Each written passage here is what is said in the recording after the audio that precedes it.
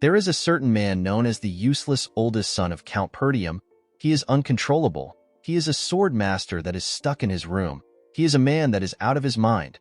This man's name is Ghislain Perdium.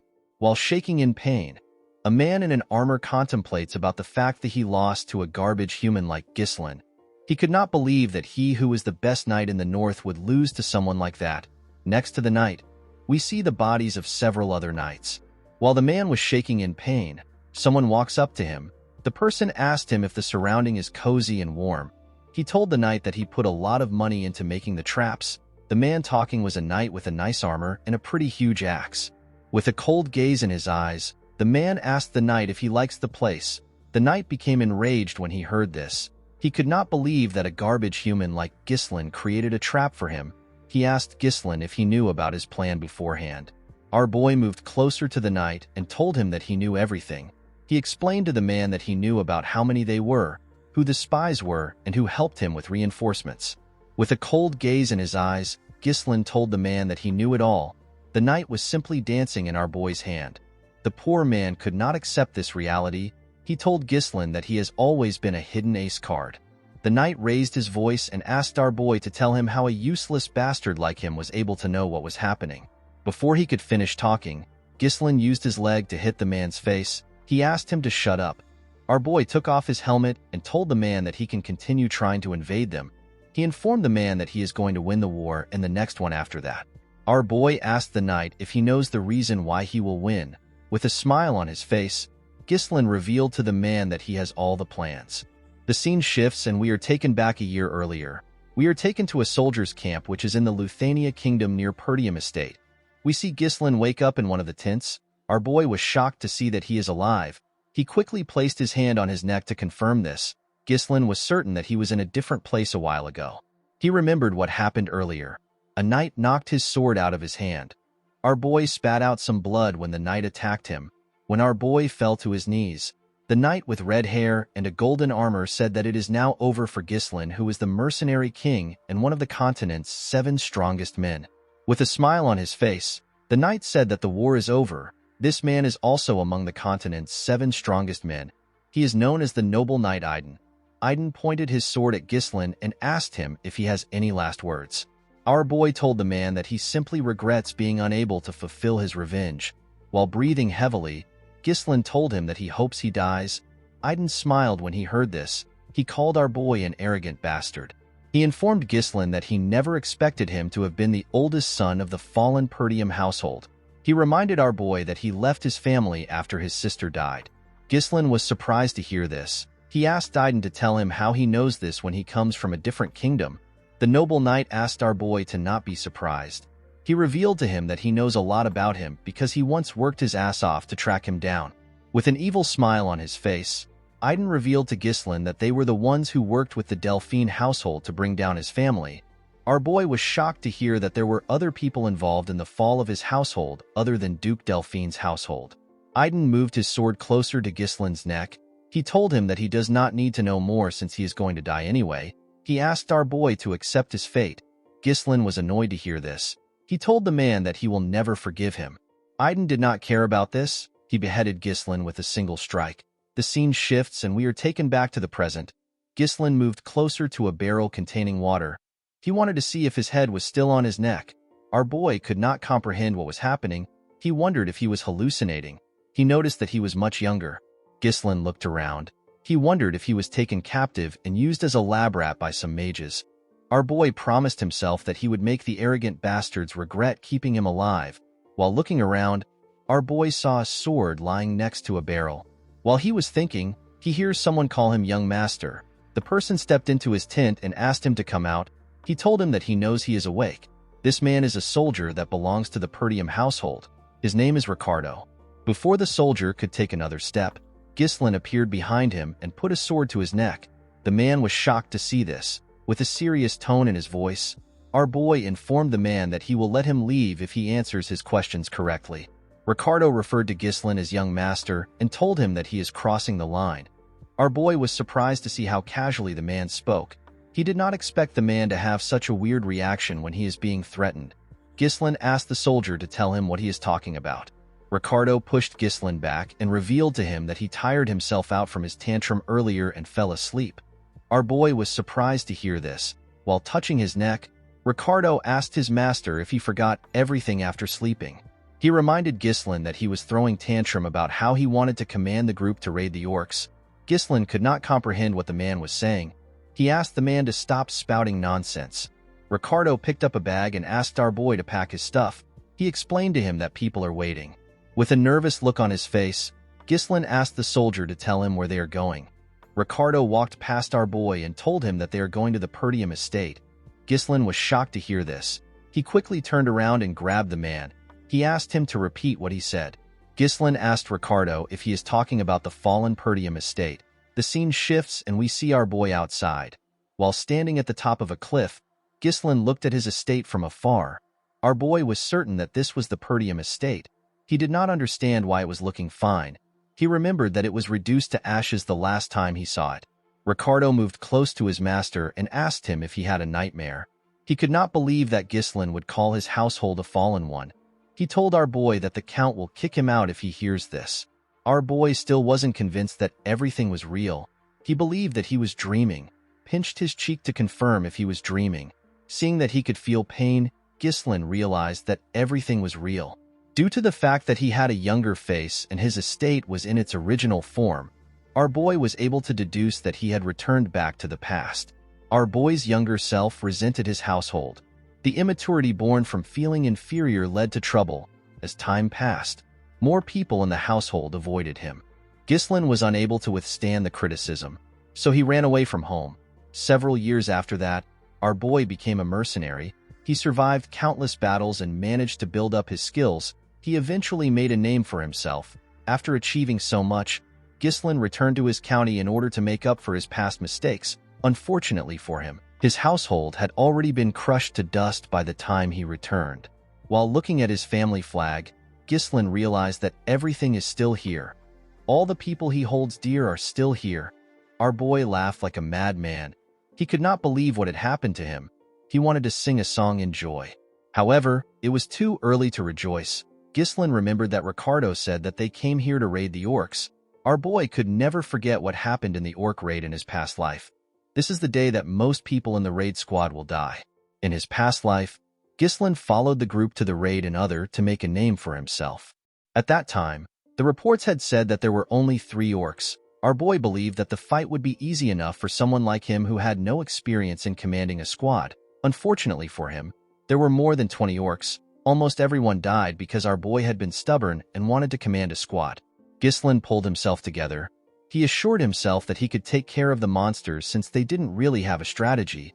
The only problem our boy had was that he did not know if the soldiers would trust him because they all see him as some useless bastard. While he was thinking, Ghislain hears a loud sound. A guard post made out of wood was thrown in front of him. One of the soldiers screams and tells the others that the orcs are here. The men immediately tried to take a stance. Ghislain was shocked to see that the orcs arrived early. He was certain that this was a little more early than his past life. The orcs easily tore the soldiers apart. They overwhelmed them with their huge weapons and their bodies. A man ordered the soldiers to get into formation. The man in a blue armor asked the soldiers not to panic. He ordered them to get into a defensive formation.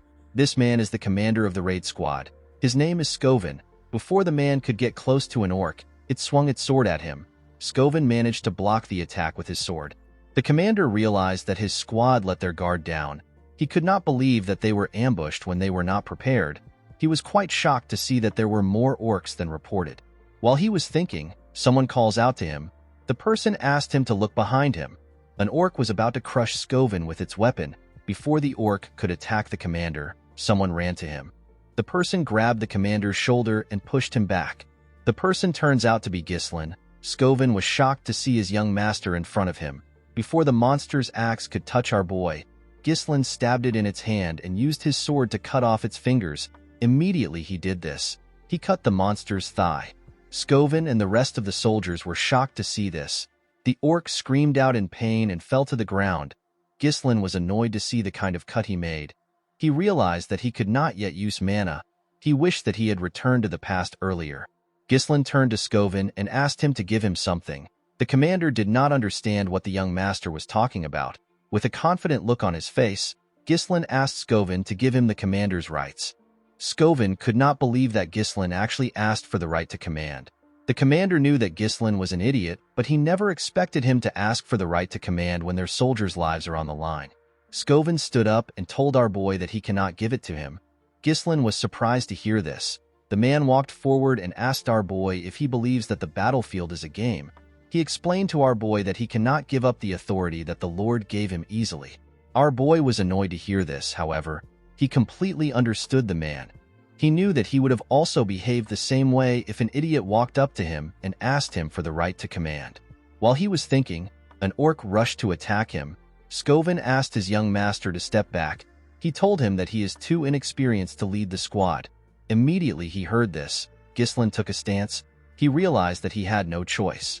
To our surprise, our boy threw his sword. Skovin managed to dodge the sword before it could touch him. He turned around and grabbed Ghislain. He asked him to tell him why he attacked him. The moment he said this, the commander heard something. He quickly turned around. He saw Ghislain's sword in the middle of the monster's head. The orc could not even scream out. It simply fell to the ground. Skovin was shocked to see this. He wondered about how his young master was able to hit the orc's weak spot. Our boy called out to Skovin and asked him to tell him the important thing on the battlefield. He told the commander that there is no hope in winning a battle when the troops are filled with fear. Immediately he said this. We see the soldiers trembling when some orcs scream. With a smile on his face, Ghislain told the man that they need to gain momentum. The moment he said this, our boy ran forward. He took out his sword from the orc's head. He jumped directly into the middle of the monsters. Our boy landed on one of the monsters and stabbed it on its head. The soldiers were shocked to see this. While standing on top the orc's head, Ghislain screamed at the top of his voice. He asked the other monsters to come at him. He told them that he will kill all of them. The orcs quickly turned their attention to Ghislain. Our boy cut the first two orcs in their stomach and he cut off the hand of the third orc. While looking at the heads of the orcs flying around, Skovin wondered if he was dreaming. Even though he was a mana user, it was hard for him to do anything, and yet, his skinny young master is tearing the monsters apart. The commander quickly realized that our boy was already tired. However, Ghislain was using the smallest of movements to dodge the attack, and he used his sword to strike the orcs on their weak spot. Skovin realized that Ghislain was fighting like a manaless sword master. Our boy taunted the monsters by saying that he is still not yet warmed up. While running away, Ghislain told the orcs that they are not living up to their reputation as a warrior species. Ricardo was shocked to see all the orcs charging at his master. Another soldier next to him noticed that our boy was running away despite the fact that he was talking trash. Ricardo called out to his commander. Skovin could not comprehend what Ghislain was thinking. He believed that it was a smart move for our boy to run into the orcs to get their attention. However, the commander did not understand why Ghislain would run in that direction. He was certain that the place leads to the edge of a cliff. The moment he thought of this, Skovin realized something. He understood our boy's intentions. He quickly asked his troops to raise a shield wall. He told them that they will follow our boy. When he got to the edge of the cliff, Ghislain told himself that Skovin would have understood his intention if he is a skilled commander. Our boy blocked the monster's attacks while he was waiting for Skovin. Ghislain preferred to kill all the orcs on his own. However, his awful stamina could not handle it. With a smile on his face, our boy told himself that he has done enough. Immediately he said this. The orcs heard someone coming at them from behind. When they turned around, they saw the commander and the rest of the soldiers forming a shield wall. The men held their spears tightly. Ghislain smiled when he saw this. He said that it was perfect. The moment he said this, he jumped off the cliff. Immediately our boy jumped. Skovin ordered his troops to push the orcs off the cliff. The soldiers moved close to the orcs and stabbed them with their spears, while screaming at the top of their voice. The soldiers successfully pushed the orcs off the cliff. The orcs fell to the ground and covered the area in blood. The soldiers were shocked to see what they had done. They could not believe that they managed to kill all the orcs. Immediately they took care of the monsters. Skovin moved to the edge of the cliff. He called out to his young master. To the man's surprise, Ghislain had pushed his sword into the cliff and held on tightly. While breathing heavily, our boy smiled at Skovin. The commander was relieved to see Ghislain. He stretched out his hand and asked him to grab it. Unfortunately, our boy's stamina was bad. His grip slowly loosened. Before Ghislain could reach for the commander's hand, He let go of the sword and fell. Scoven and the soldiers were shocked to see this. The scene shifts and we see someone calling Ghislain. Our boy immediately recognized this voice. He called out to the girl whose name is Elena. Our boy remembered how the girl cried when their mother died, how she used to thank him for helping her. He also remembered how his sister told him that she hates him. Ghislain was surprised to see memories of Elena. While he was thinking, someone grabbed him. The person turns out to be Elena. The little girl told her brother that she wants to go with him. The moment he heard this, Ghislain opened his eyes. He saw himself in a room. There was a cloth on his head. Ghislain was happy to see that the soldiers managed to save him. He wondered why he had such a weird dream. The moment our boy raised his head up, he felt pain all over his body. Ghislain realized that he was suffering the consequence of pushing his body to the limit. While our boy was shaking in pain, someone steps into the room. A maid with white hair was happy to see our boy awake. Ghislain was shocked to see the woman whose name is Belinda. The maid placed the bucket she was holding on the table and told her master that she was quite worried about him. She reminded Ghislain that she told him to let the soldiers handle everything. To Belinda's surprise, Ghislain rushed to hug her. The woman was shocked to see this. She asked her master if she offended him. Our boy told the woman that he is simply happy to see her. Belinda was Ghislain's personal tutor. Since he was little, Belinda was the only one who continued to stay by his side despite his idiotic antics. However, after the Perdium family fell to ruins, Belinda went missing. Our boy was no longer able to see her again. Belinda asked her master to tell her why he is happy when they see each other every day. Ghislain believed that he needed to tell his maid the truth. He asked the woman to listen carefully to him. He revealed to her that a catastrophe will soon strike their family. The maid asked her master to explain what he means. With a serious look on his face, Ghislain told the woman that he died and came back to life. The maid laughed and told her master that she knows that the orcs almost killed him. Our boy told her that he is not talking about that. Belinda explained to him that he is the one who is in danger and not the family. While the maid was warning our boy, he realized that she doesn't believe him. Belinda asked her master to tell her what he would have done if he was too hurt to go to the festival. Ghislain was surprised to hear this. Belinda asked her master if he has forgotten. She reminded him that Elena has been waiting for this day to go to the festival with him. She explained to her master that this is a great opportunity for he and his sister to become close to each other again. While looking at a picture of him and his sister, Ghislain remembered that a festival always happens at this time of the year. In his past life, Ghislain did not have time to enjoy the festival because of his traumatic experience. Our boy asked his maid to tell him when the festival will start. Belinda told her master that it will begin next week. A week from now is the day that Ghislain's life changed. While he was thinking, someone steps into his room. Our boy was shocked to see who came into his room. On the day of the festival, Ghislain got a memory that continues to haunt him. A week from today, his sister will die. The person who stepped into the room turns out to be Elena. Ghislain ran to hug his little sister. Belinda was shocked to see this. Elena was shocked to see what her brother did. She asked him to tell her what he is doing. Our boy told his sister that he has missed her. Elena pushed her brother back when she heard this. She told him that he is creeping her out. Ghislain was shocked to see how his sister easily pushed him back. He never knew that Elena was so strong. While dusting her clothes, Elena informed her brother that she came to see him because Belinda asked her to be here.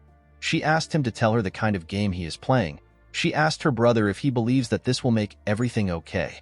Ghislain asked his sister to tell him what she is talking about. Elena reminded her brother that he asked her to piss off because he is annoying. He told her that he feels disgusted from just feeling her breath. Ghislain was shocked to hear that he said this to Elena. Our boy remembered that he was not the closest person to his sister in his previous life. He was actually a complete piece of shit. Ghislain apologized to his sister for his behavior. Belinda was shocked to see that her master actually apologized first. Elena asked her brother if his head is all right. She remembered hearing that an orc hit him. Our boy was annoyed to hear this. He wondered why the two of them kept saying that he got hit. He told them that he was the one who got the monsters. The moment he said this, Ghislain felt a large amount of pain in his body. Our boy fell to the ground.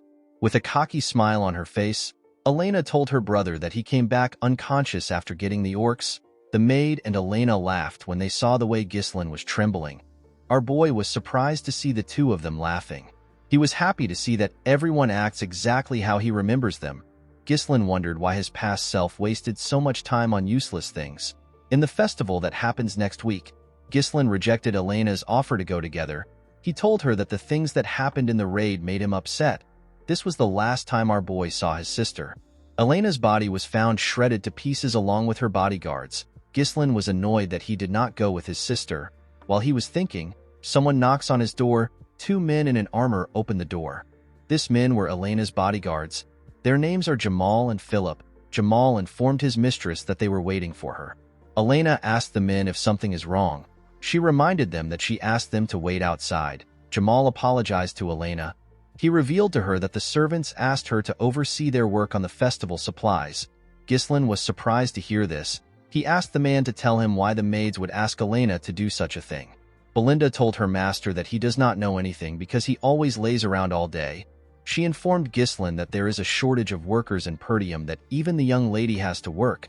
Our boy was surprised to hear this. He could not believe that they were actually short on workers. Of course, it was impossible for our boy to know anything about it because he never cared about such things in the past. Elena told her brother that she has to leave. The moment she turned around, Ghislaine told her that he wants to help as well. Elena was shocked to hear this. Belinda could not believe that her master volunteered by himself. Elena wondered if her brother really got hit on his head. In the town, we see some servants arranging and preparing for the festival. The people of the town heard Elena chasing her brother away. The girl informed Ghislaine that people will be too scared to work with him around. Our boy asked his sister if this is how she treats people that wants to help. The girl informed him that the best way for him to help is to stay out of their way. While his sister was pushing him away, Ghislaine remembered that her body was found near the slums, which is far from the festival grounds. Our boy believes that someone must have called Elena out there or forcefully moved her there. In order to prevent this, Ghislaine realized that he needs to know the ins and outs of the castle. While Elena was struggling to move her brother away, a soldier ran to him. The man referred to Ghislaine as his lord. Our boy immediately recognized this voice. He was surprised to see the old soldier. He referred to the man as Old Man Fergus. While breathing heavily, Fergus cleaned his sweat. He was relieved to see that his master was well. The man grabbed our boy and referred to himself as a lowly servant. He told him that he ran to him immediately he heard the news about the orcs. Our boy told the man that everyone can stop talking about it now. Elena moved close to the man and commended him on his great timing. With a smile on her face, the girl explained to the man that her brother has been acting weird since he woke up. She begged Fergus to take Ghislaine to his room. The old man easily accepted Elena's request. Ghislaine was annoyed to see how his hooligan image was getting in his way. Our boy realized that he had to give up. He decided to find out more about the castle the following week.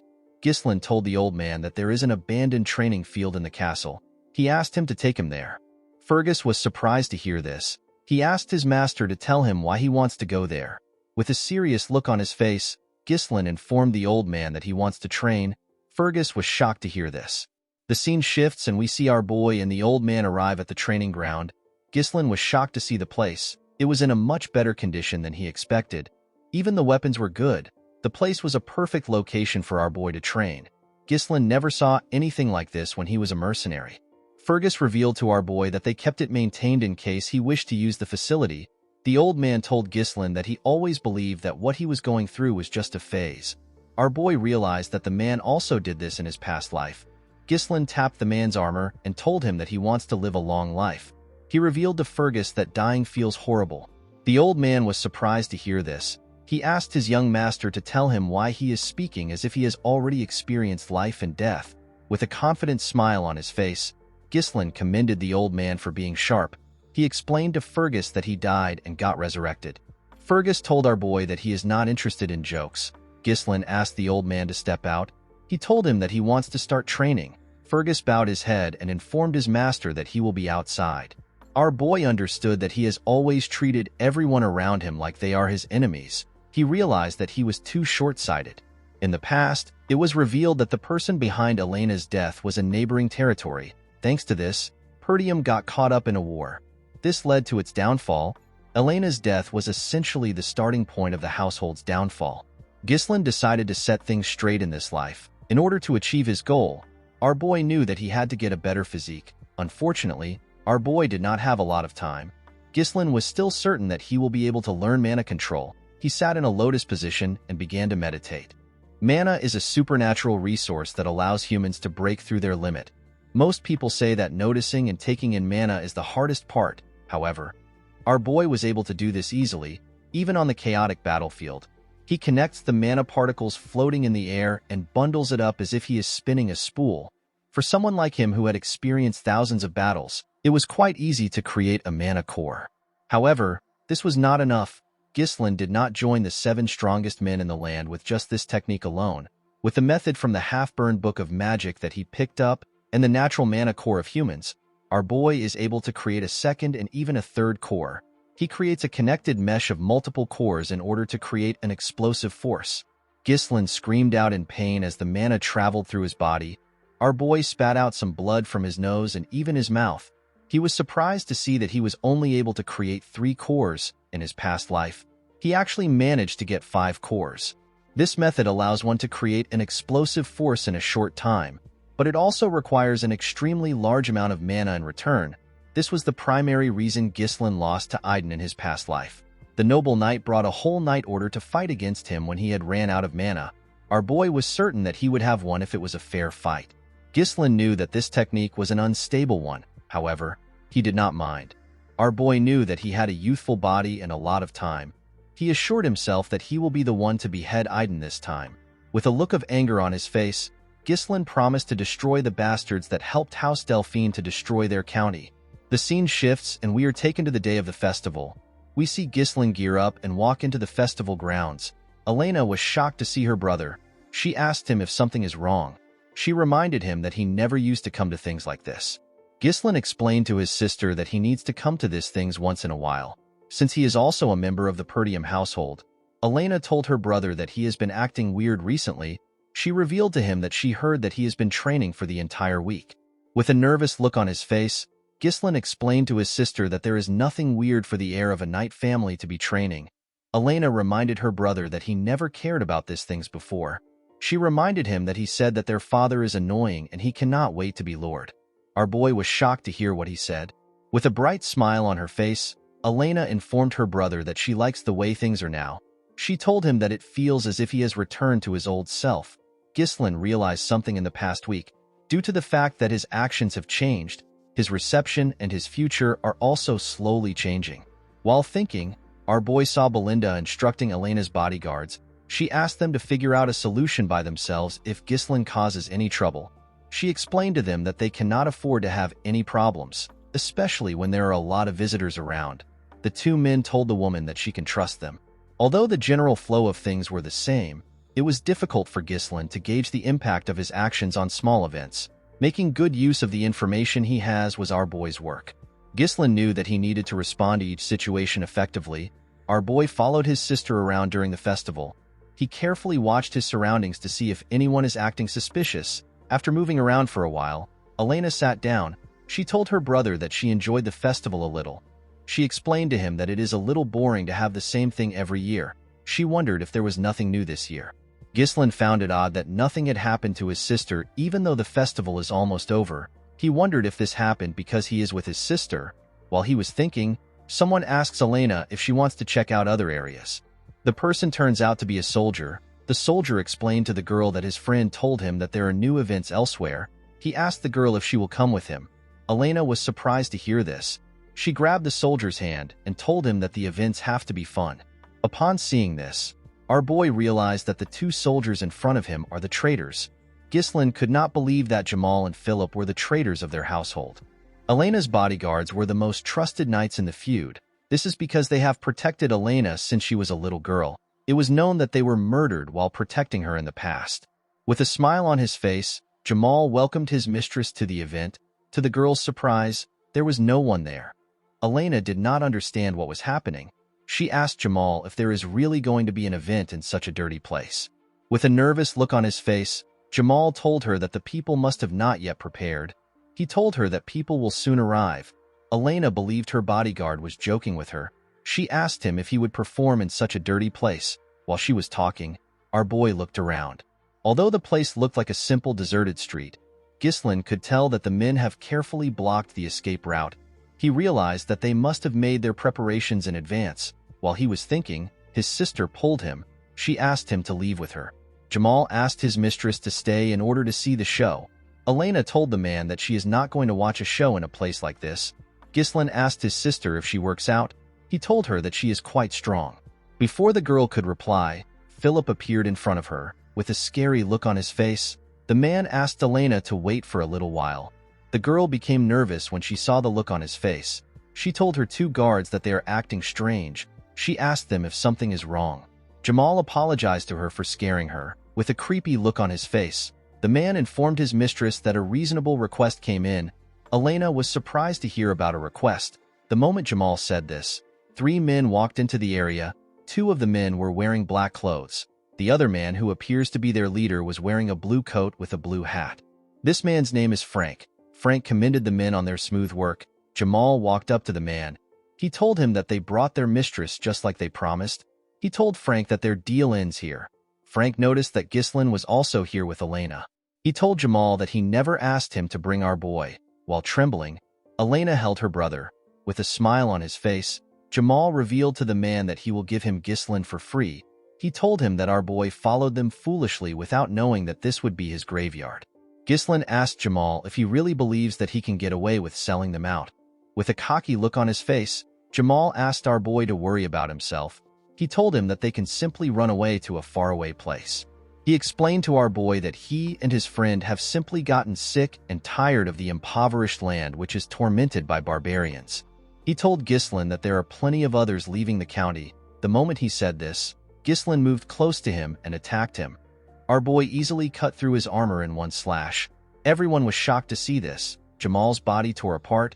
Our boy told the man that the people that left never tried to sell them out.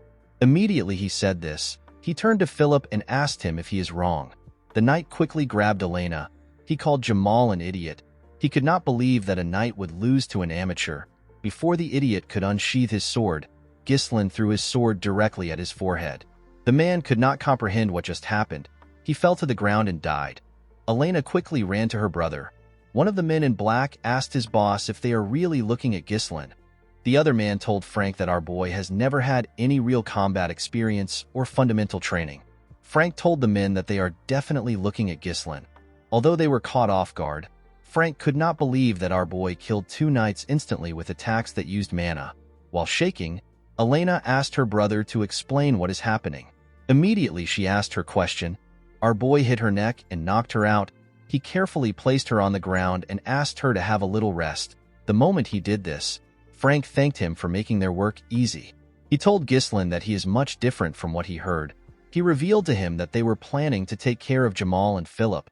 The man smoked a pipe and asked our boy if he has been hiding his true skills. Ghislain took out his sword from Philip's head and asked Frank to tell him why he cares about his skills. Our boy took a careful look at the men. The men in black were nothing for him. However, Frank was different. The amount of mana he exudes is on a whole different level. Ghislain realized that he had to end the fight quickly. He released his mana and took out some strings. Before fighting, our boy asked the men to tell him who made the request. Frank told our boy that there is no need for a dead man to get that information. Ghislain already knew that the men wouldn't answer him easily. He took a stance and told the men that they will soon spill out the truth anyway. One of Frank's subordinates asked him if they should sever Ghislain's head. The man told his subordinate that he wants them to capture our boy alive and break all his bones so that he can't help but go mad.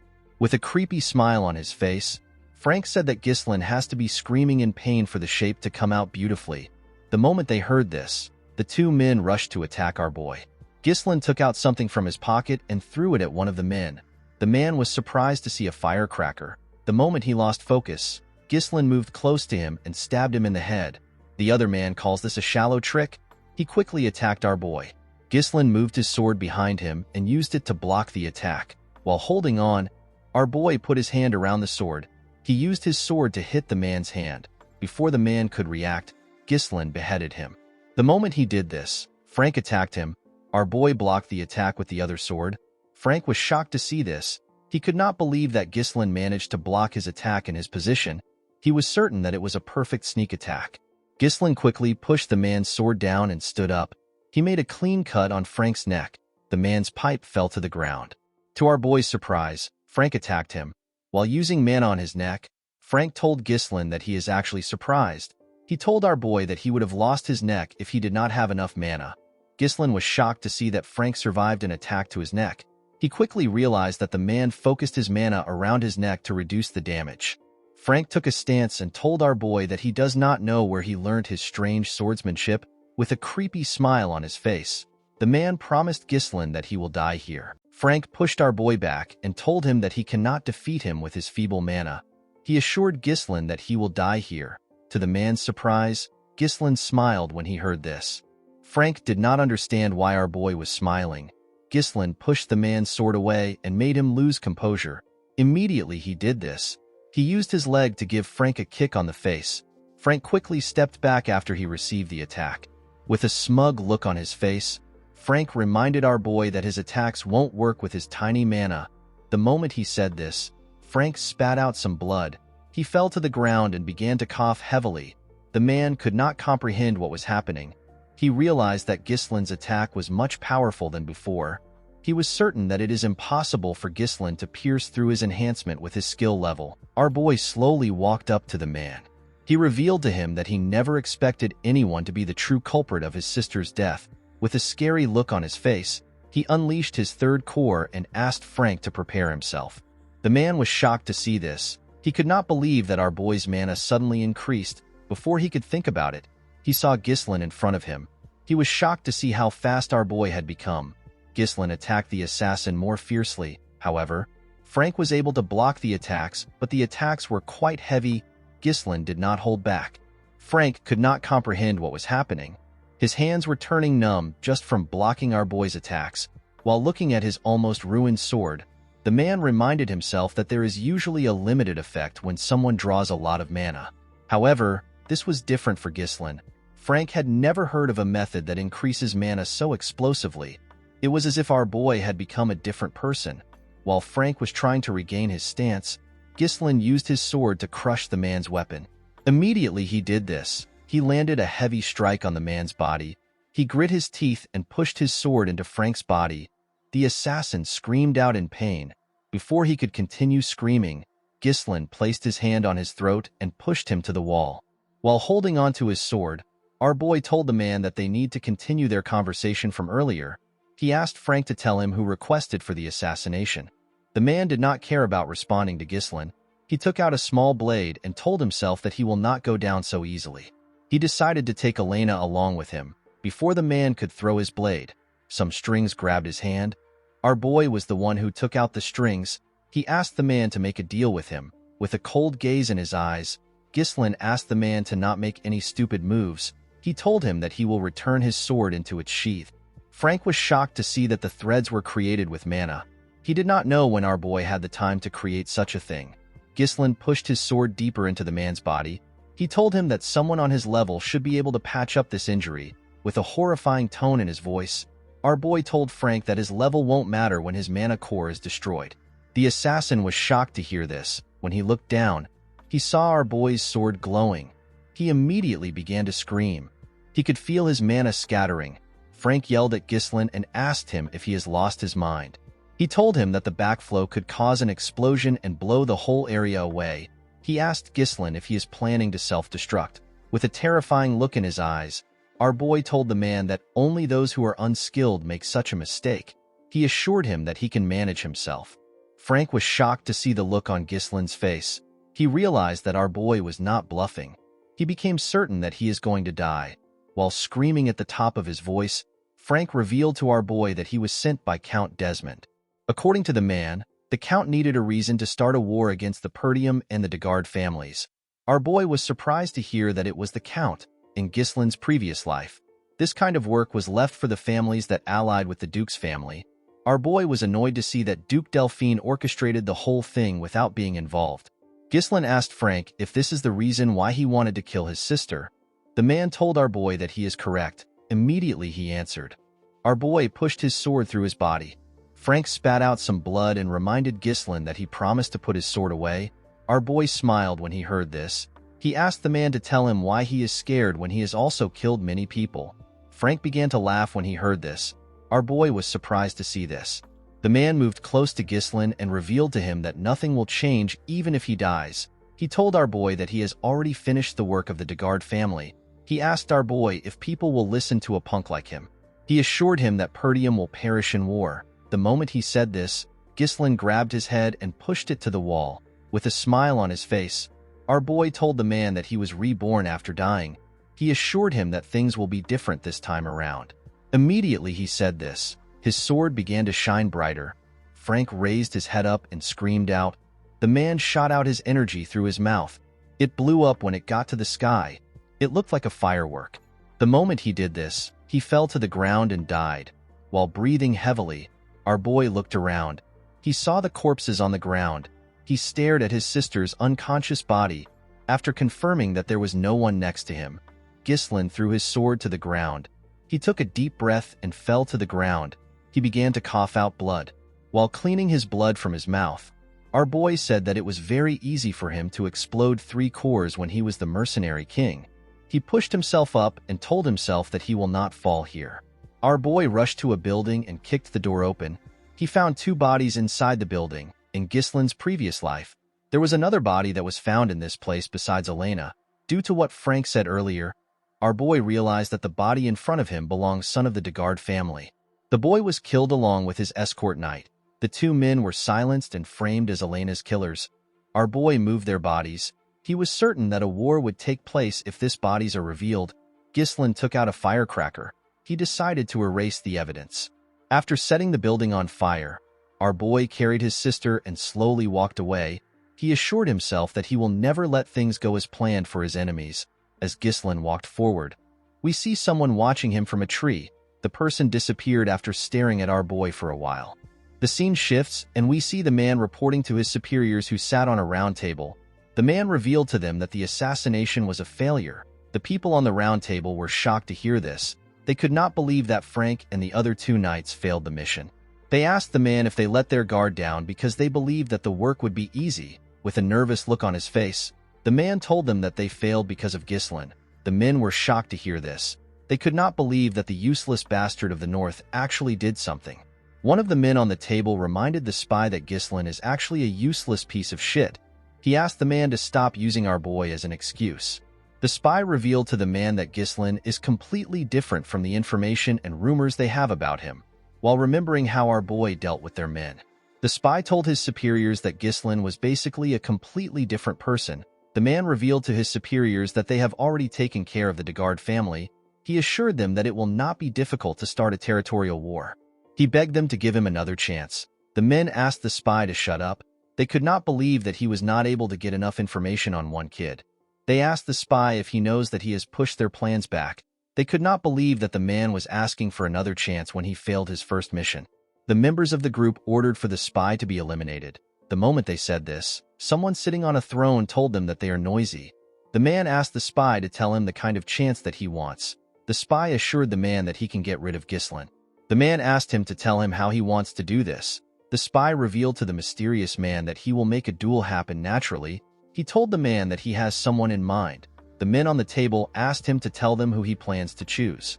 The man revealed to them that he plans to choose Cain Loges. This person is famous for his strength-based swordsmanship. Despite his young age, he is the epitome of strength. The spy assured his masters that there is no one in the north who is a match for Cain's strength. According to the man, Cain is Ghislain's cousin, so it won't be difficult to get them to meet for a duel. With a cold gaze in his eyes, the mysterious man told his subordinate that he will not be granted another chance after this. The spy assured the man that he will not disappoint him.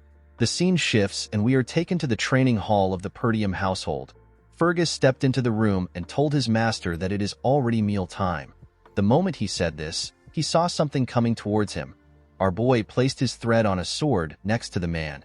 He wrapped the thread around the sword and used it to pull it to himself. Ghislain carefully moved his sword. He wanted to see how easy the thread was for him to handle. While swinging his sword, our boy saw the old man. Fergus moved close to his master and apologized for interrupting his training session. He asked his master to tell him how he was able to drag the sword. Ghislain showed the man the thread. He told his knight that the technique is known as mana thread.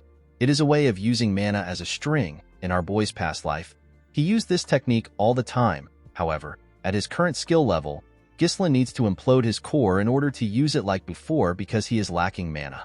The only way our boy can use mana while using his threads is to create a smaller amount of threads.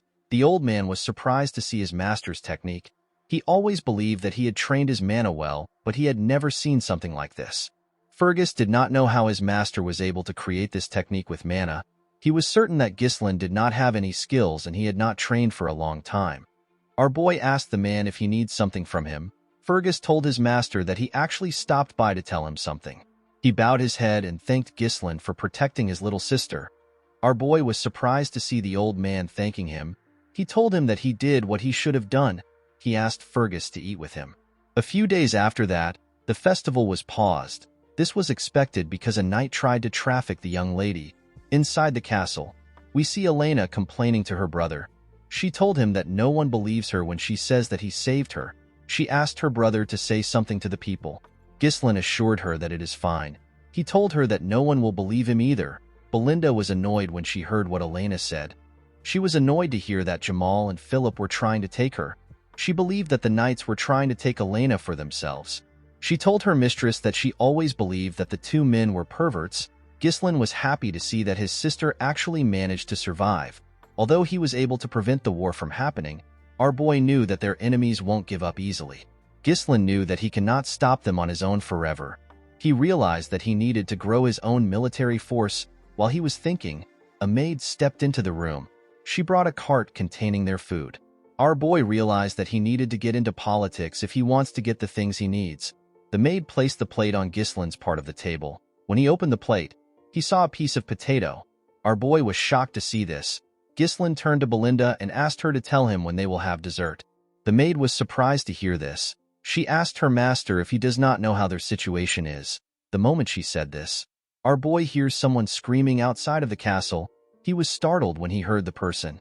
At the gate of the castle, we see a chubby bearded man asking the Perdium household to compensate him for the damage they have caused with the cancellation of the festival. It wasn't just the chubby man that demanded this. Other men were also asking for compensation. They were holding pitchforks. They asked Ghislain and his sister to come out. They asked them to stop wasting their money. The guards begged the men to calm down. Our boy looked outside the window to see what was happening. He did not understand what was going on. Belinda told her master that she knew this would happen. She revealed to Ghislain that their county is full of merchants who make a living from the profits that come from the festival.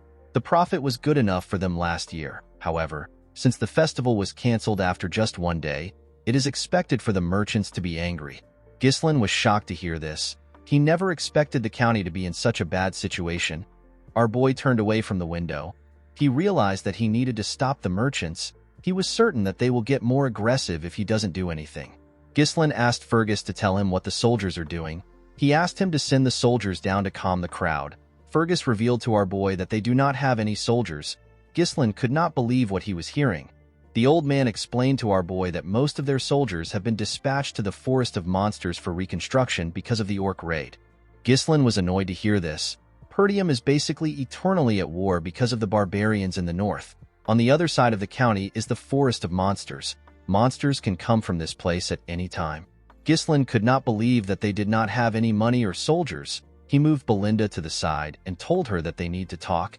He reminded the maid that she is the one who manages his money. He asked her to use his money to calm the merchants down. With a surprised look on her face, Belinda told her master that he does not have any money left. Our boy asked her to tell him the reason. The maid reminded her master that the count cut off his allowance because he used to spend money like water. Ghislain could not believe that he was broke. He asked Belinda to lend him some money. The maid told her master that she doesn't have any cash at all. The scene shifts and we see Ghislain looking at the town through his window. Our boy could not believe that his family was in such a terrible situation. He wondered about what they actually have. Our boy knew that he could not do anything if he does not have any funds. Even if he has knowledge of the future, it does not matter without money. Ghislain realized that he needs to get money first. He wondered if there was something on the estate that could change his situation. While he was thinking, Ricardo barges into his room. Our boy was surprised to see the soldier breathing heavily. He asked him to tell him why he is in a hurry. With a worried look on his face, Ricardo revealed to his master that there is a problem. He told him that Kane wants to see him. Ghislain was shocked to hear this. The scene shifts again and we see Scoven breathing heavily. The man's face was heavily bruised. While he was trying to regain his stance, his opponent gave him a heavy punch on his face. The person punched the man on his chest plate. The attack went through the armor and damaged the commander on his chest. The moment he took the attack, he fell to the ground. At the entrance of the bar, we see Ghislain arrive. Our boy saw the commander fall to the ground. Scovin called out to his young master when he saw him. Our boy was annoyed to see this. Cain welcomed Ghislain. When our boy raised his head up, he saw a huge boy in front of him. With a smile on his face, Cain greeted his cousin. Ghislain took a careful look at Cain. He immediately remembered the boy's face. Cain is the heir of the Loges County. This is a county that his family has an alliance with. At this point in time, Cain was Ghislain's only friend and his enemy. While Scovin was shaking on the ground, Cain came down the stairs. Ghislain asked Ricardo to explain the situation to him. According to the soldier, he and the commander came to the tavern because they heard a report about a disturbance. When they arrived at the tavern, they found Cain with his escort knight. The arrogant boy recognized them and asked them if the rumors about Ghislain are true. Scovin explained the details of the rumors to the boy. Before the man could finish talking, Cain grabbed his mouth. With a creepy smile on his face, he asked Scovin to stop lying to the heir of the Loges County. This was how the idiot started to beat the commander. Cain asked Ricardo to tell the story well. According to the boy, the commander told him that our boy, who has never trained in his life, took down an orc with his bare hands and dealt with the traitorous escort knights on his own. Cain told Ghislain that he had to give the commander a little wake-up call to knock some sense into him. With a creepy smile on his face, Cain told Ghislain that none of this would have happened if he had not lied in the first place. Our boy immediately understood why the arrogant idiot was behaving this way. He remembered that Cain always treated him like his subordinate. Every time the arrogant boy visited Perdium, he always made a mess, even after Cain caused so much trouble. No one could say anything because Ghislain was basically his subordinate. No one in the county could look down on Cain. Unlike Ghislain, who always had an inferiority complex, Cain's confidence and bold demeanor were praised as qualities befitting of an heir. Thanks to this, Ghislain was criticized more by the people. Our boy smiled when he remembered this. Cain was surprised to see him smiling. He never expected this reaction. Normally, Ghislain would have charged at him after receiving this much provocation. The scene shifts and we are taken back some hours earlier. At the Loges County, Cain hears the spy ask him to kill Ghislain.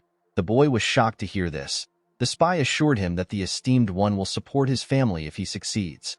Cain explained to the man that it is not difficult to deal with our boy, however, it is still an issue to kill the heir of a county. He asked the man to tell him how he is supposed to eliminate our boy. The spy explained to the boy that they can lure Ghislain into a duel and make it appear as if an unfortunate accident happened. It will look like a trivial dispute between heirs. The man revealed to Cain that he will accompany him disguised as an escort knight and orchestrate the situation. He assured the boy that everything will be fine. With a smile on his face, the spy told Cain that this is a very rare opportunity even for him. Cain could not believe that he has the chance to kill his own cousin. With a smile on his face, the boy told the man that they need to leave immediately. Presently, Cain wondered if the mysterious organization wants to get rid of Ghislain because something about him has changed. The boy smiled when he thought of this. He asked our boy to tell him what he is doing. He sat on the stairs and asked Ghislain to tell him why he is simply standing. He asked our boy to bring the thing that he has prepared for him. Ghislain asked the boy to tell him what he is talking about. Cain told his cousin that he heard that the festival was interrupted. He told our boy that they need to liven up the mood and have an amazing time. He reminded Ghislain that they are always in sync when it comes to things like this. With a scary look on his face, he asked our boy if he is wrong. Ghislain was not scared of the boy. In fact, he did not know what he was talking about. After thinking for a minute, our boy understood what his cousin was saying. He asked him if he is talking about something. Ghislain recalled that Cain used to have him prepare alcohol and women every time he came here. Our boy granted his request back then because he did not want his huge cousin to beat him up. Because of Cain, Ghislain had to waste his precious money. Our boy remembered that Belinda told him that his father cut him off because he spends money recklessly. Ghislain smiled when he thought of this. He realized that it was right in front of him the whole time. He could not believe that his source of money was right in front of him. While he was thinking, Cain called out to him. Ghislain quickly snapped back to reality. Cain asked his cousin to bring the things right now. He told him that he is waiting for him. Our boy assured the idiot that he will bring it soon. With a scary look on his face, Ghislain told Cain that he has a debt to repay to him first. The spy was shocked to see the look in our boy's eyes. Cain asked Ghislain to explain what he is talking about. With a smile on his face, Gislin explained to his cousin that he has been taking care of everything he asked him to prepare with his own money. He asked Kane to pay him back now. He told the boy that he will settle for 1,000 gold. Kane was shocked to hear this. He told our boy that everything does not even cost 100 gold. He explained to Gislin that he has been spending his own money to thank him for being his friend. He referred to the money as a friendship fee. Gislin asked his cousin if he is stupid. He told him that he has always been his doormat. With a smile on his face, our boy asked his cousin to pay him back before he beats the shit out of him. He told him that he needs a lot of money right now. Everyone in the tavern was shocked to see how Gislin was speaking. Kane let out a sigh and stood up. He asked our boy if he is acting bold because he has been going easy on him. He asked Gislin if he really believes that he has gotten stronger simply because he spread a false rumor that he won against a knight. Kane called our boy a parasite that is leeching off the land. He explained to him that everyone in the north calls him a scoundrel because all he does is spout empty nonsense. Immediately he said this, he clenched his fist and asked Gislin to get himself together. Immediately he said this, he attacked our boy. Gislin easily dodged the attack by moving to the side. Kane was surprised to see this. Ricardo and the spy were also surprised. Kane quickly swung his hand at our boy's head. Gislin dodged the attack and went low. He punched the idiot in his ribs. Kane was shocked to feel the pain of the attack. Gislin stretched out his hand and tried to punch the boy in his head. Kane managed to block the attack with his hand. He smiled when he blocked the attack. Our boy was surprised to see this. Kane fell on his knees and screamed out in pain. The spy quickly rushed to the boy's side. He asked Kane if he is all right. Gislin asked the boy to stop whining. He told him that he knows he blocked the attack. The spy asked Gislin to stand back. He asked him to stay away from Kane. Everyone at the tavern was shocked to see this. They could not believe that our boy actually took down Kane. Gislin smiled when he saw this. He immediately understood Kane's intentions. Kane whispered to the spy if his acting was okay. With a smile on his face, the man told him that his acting was perfect. He told him that he has set the stage perfectly to make it appear that the fault lies with Gislin. He assured Kane that he now has enough justification to duel our boy. The idiot placed his hand into his pocket. He was certain that he had to get the backing of the esteemed one. He decided to leave a lasting impression. Kane took out a blue glove. He could not believe that he was given the opportunity to cut off Perdium, which is a falling power. He raised the glove up and told Gislin that he has tarnished the dignity of nobility with lies. He said that our boy attacked him simply for trying to verify the truth. Before Kane could finish his words, Gislin threw his glove at him. He challenged his cousin to a duel. Kane was shocked to see this. Our boy told the idiot that he insulted an heir like him in front of his people and assaulted his knight. He told him that he has tarnished the dignity of nobility. With a smile on his face, Gislin asked his cousin if he plans to deny the allegations. Kane smiled when he heard this. He always believed that our boy was stupid, but he never expected him to be stupid enough to dig his own grave. He took out his sword and told Gislin that he will accept the duel. He pointed his sword at our boy and asked him to not regret it even if he dies. Our boy smiled when he heard this. He called out to Ricardo. The soldier immediately answered him. Gislin ordered Ricardo to bring all the merchants who were protesting in front of the castle. The soldier was shocked to hear this. With a crazy smile on his face, Gislin asked Ricardo to tell the merchants that he will help them make a lot of money. When the festival was cancelled, the atmosphere that had heated up to its peak suddenly cooled down. Some tourists regretted their decision to visit the county. Gislin was certain that the tourists were in a state of incomplete combustion. This is because they were not able to spend their money or their time. In this situation, if an event were to take place right now, it might soothe them. The scene shifts and we see Gislin and Kane on a stage. The two boys were surrounded by a large amount of people. They seemed excited to witness a duel between our boy and Kane. Most people there were happy to see that Gislin was going to get beaten up. Thanks to the fight, store owners opened their store and began to sell their items to tourists. The chubby merchant who was protesting asked everyone to place their bets. He asked them to bring their money. All the merchants immediately put down their money. They placed their bets on Kane. They were certain that this was a guaranteed win. Kane placed his huge sword on the ground and asked our boy to tell him why he would turn a sacred duel to a marketplace. With a smile on his face, the boy told Gislin that his sword will not stop even if he surrenders. Gislin was not surprised to hear this. He already knew that Kane and his escort knight planned to kill him.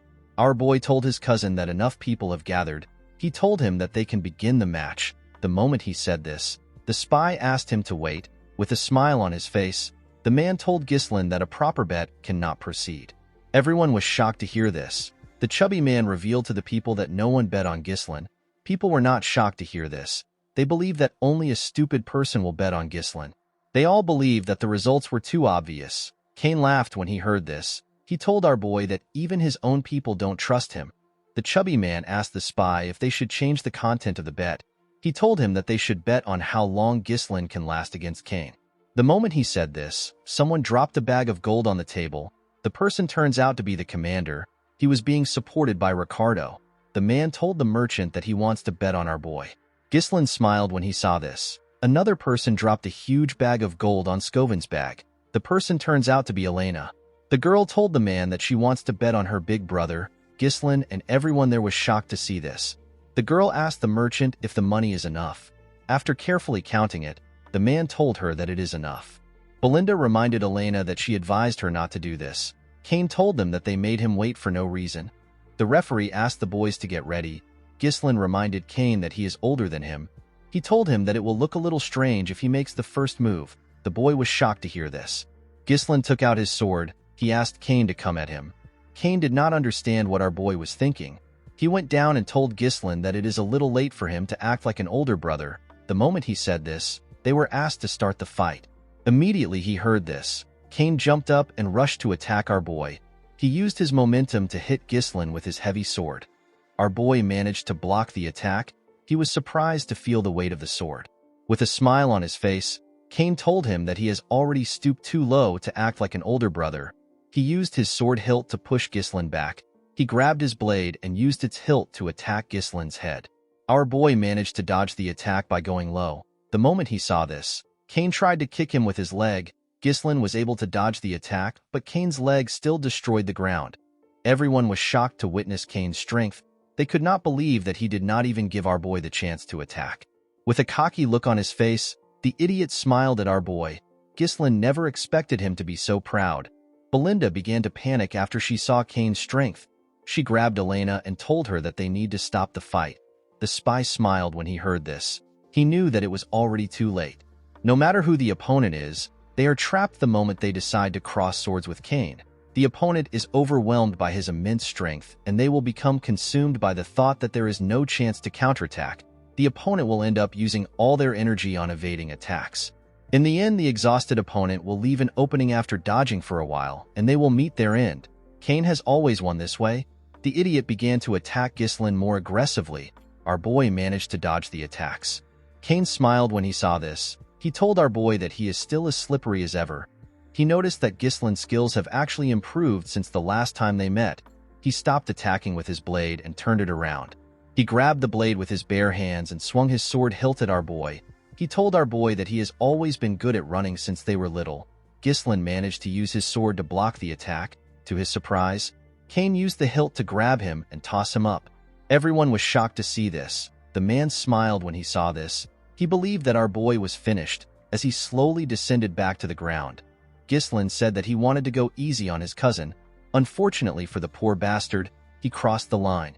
Our boy gathered mana in his legs and carefully landed. Immediately he landed on the ground. He charged at Cain. The boy was shocked to see how fast Ghislain was. Our boy landed an attack on his stomach. Cain was shocked to see this. The spy could not believe that our boy returned to a stable state by condensing mana into his leg.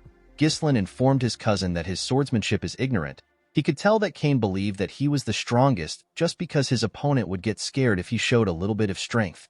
Our boy took a stance and told Cain that he will open his eyes. Cain was annoyed to hear this. He rushed to attack him. Ghislain used his leg to kick the boy's sword in order to push him back. Before the sword could reach our boy, he jumped up and moved to the side. As he went back down, Ghislain struck Cain on his shoulder down to his hand. Cain pushed his sword forward. Our boy dodged the attack by moving to the side. He then used his leg to press Cain's sword down. Immediately he did this. He cut Cain close to his neck. Blood began to gush out of the places where Ghislain struck earlier. Everyone was shocked to see this. The crowd began to cheer. No one expected Ghislain to show this level of skill. Some people began to regret the fact that they bet on Cain. Elena asked the maid to see what she is talking about. Scovin smiled when he saw this. Cain noticed that he had shallow wounds. He was certain that Ghislain could have gone deeper if he wanted. He wondered if he did it on purpose. The boy did not understand what was going on. He did not understand how Ghislain got this level of swordsmanship. Our boy glared at his cousin. He threw his sword away. He believed that the large gap in their skill will not provide enough entertainment for the people. He told his cousin that he will fight him barehanded.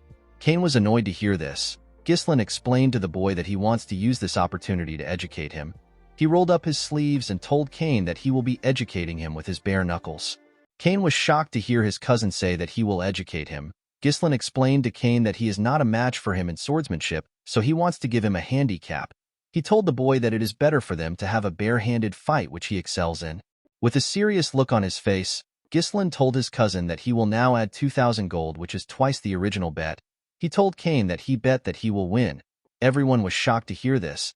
They could not believe that our boy added 2,000 gold to the initial bet. The spy was more shocked than everyone else. He could not believe that Ghislain actually dared to challenge Cain to a barehanded fight. The man was happy to see that our boy's insanity finally helped him. He believed that fortune was still on his side. Before the fight began, the chubby merchant asked everyone to place their additional bets. He told them that the event is now a barehanded fight between Ghislain and Cain. Some people believed that our boy was stupid for challenging Cain to a fight that involved sheer force. They decided to bet on Cain. Others believed that our boy knew what he was doing. They decided to bet on him. Cain could not believe that his cousin wanted to fight him with his bare hands. He asked Ghislain to do what he wants. He grabbed his weapon and threw away his coat. He raised his weapon up and told his cousin that he will use his sword. The moment he said this, he rushed to attack our boy. Belinda was annoyed to see this. She asked her master to pick up his sword and defeat the bastard. Immediately she said this. Cain swung his sword at his cousin with the intention of killing him. Ghislain smiled when he saw this. He realized that he needed to knock some sense into his cousin. The moment he thought of this, he went down to dodge Cain's attack. Cain tried to move his sword closer to cut our boy. Ghislain quickly moved to the boy's side. Our boy punched Cain in his lap. Before Cain could react, Ghislain gave him a heavy punch on his jaw. This attack made the boy lose his balance. He quickly fell to the ground. Cain could not comprehend what was happening. He did not know how a loser like our boy was able to display such movements. Everyone began to scream when they saw how their young master fought. They slowly understood that Ghislain might actually win.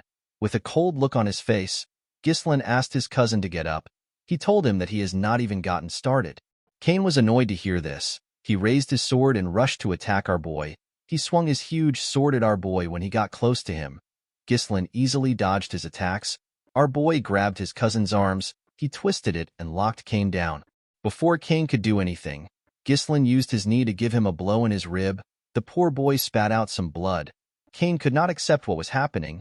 Ghislain could not even look him straight in the eyes until now. Our boy used to bow down on his own when he saw Cain. The boy could not understand what was happening. He believed that it would have been simple for him to kill Ghislain and secure his family's future. After Cain spat out some blood, our boy did not give him the time to rest. He pounded him without stopping. He beat the shit out of Cain. By the time Ghislain stopped, Cain's face and entire body had already swollen up. The boy trembled in front of our boy. Ghislain grabbed his hair. He told the boy that he pities his father. He explained to his cousin that his father helped Perdium until he was on the verge of demise simply because he was friends with our boy's father. Unfortunately, his son had a different idea in his mind. Upon hearing this, Cain remembered something. A few years ago, we see Cain arguing with his father. He could not believe that his father wanted to send more support to the Perdium County. He reminded his father that they are also having a hard time right now. He asked his father to tell him why he continues to invest in a land that is withering away. He told him that it is like pouring water into a cracked bucket. He reminded the Count that it has not been a week since he returned, and yet he is already going back to help Perdium. Cain asked his father not to leave. He told him that everyone is asking him to stay. He asked his father to tell him why he insists on helping Perdium. Count Loges turned around and told his son that he is doing all of this because he is friends with Count Perdium. Cain finally understood what his father was talking about. The moment the boy remembered this, he saw Cain's fist coming close to his face. Cain closed his eyes out of fear. Upon seeing this, Ghislain told his cousin that he has done enough. When Cain opened his eyes, he saw our boy's hand in front of him. Ghislain asked his cousin to get up. Cain was surprised to see this. He faced his head down and told our boy that he accepts his defeat. Everyone was shocked to see this. The crowd began to chant their young master's name. They could not believe that he actually won. Some people regret betting on Kane, while others were thankful that they ended up betting on Ghislaine. Elena was happy to see that her big brother won. Belinda and the two soldiers were shocked to see that their master actually won. The spy got on the stage and called out to Kane. He moved close to him and began to yell. He asked Kane to tell him why he would accept his defeat just because he had a little bit of a disadvantage. He told the boy that he trusted him. Kane ignored him and told him that he is done. He told him that they need to leave. The man was annoyed to see that he chose a weak brat. While he was thinking, Ghislaine called out to him. With a smile on his face, our boy told the man that he has to do something. The man was surprised to hear this. He did not know what our boy was talking about. Ghislaine called the attention of his people. He told them that the man is volunteering to pay for all the meats and drinks of everyone in this place. The spy was shocked to hear this. The people were quite happy to hear what their young master said. They told Ghislaine that he is the best. The spy told our boy that he did not agree to this. He asked Ghislaine to withdraw his statement. Ghislaine placed his hand on the spy's shoulder. He explained to him that this is the price he has to pay for losing the duel. He told him that he expected him to have this much money. Our boy explained to the man that this money won't be deducted from the bet. Ghislaine pressed the man's shoulder and reminded him to add 2,000 gold to the bet that they originally set at 1,000 gold. With a horrifying look on his face, our boy told the spy that he already knows what will happen if he tries to run. Upon seeing the look on Ghislaine's face, the spy gave up. He knew that he was going to die if he does something stupid. He fell to his knees and accepted our boy's request. The next day, we are taken to Ghislaine's room. Our boy placed a huge box on his table. When he opened his box, Ghislaine saw a large amount of gold coins inside. This was the money our boy made from his bet.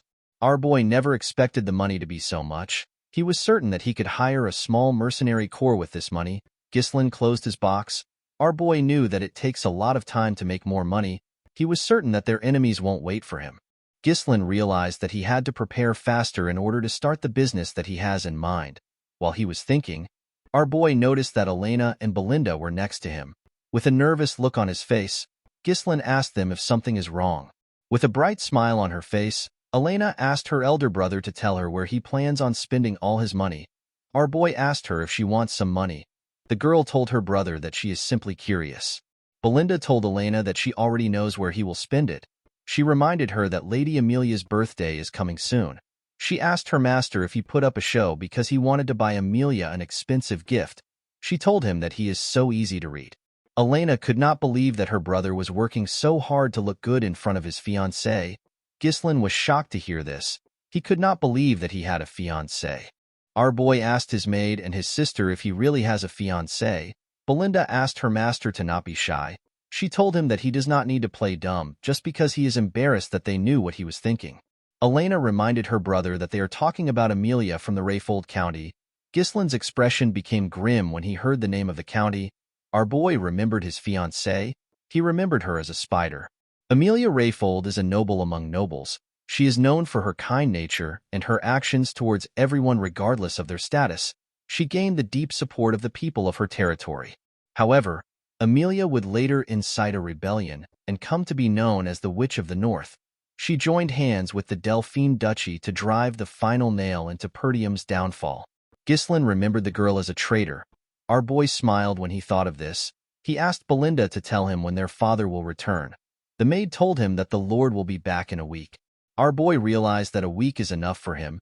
He stood up and told Belinda that he will be visiting the Rayfold County.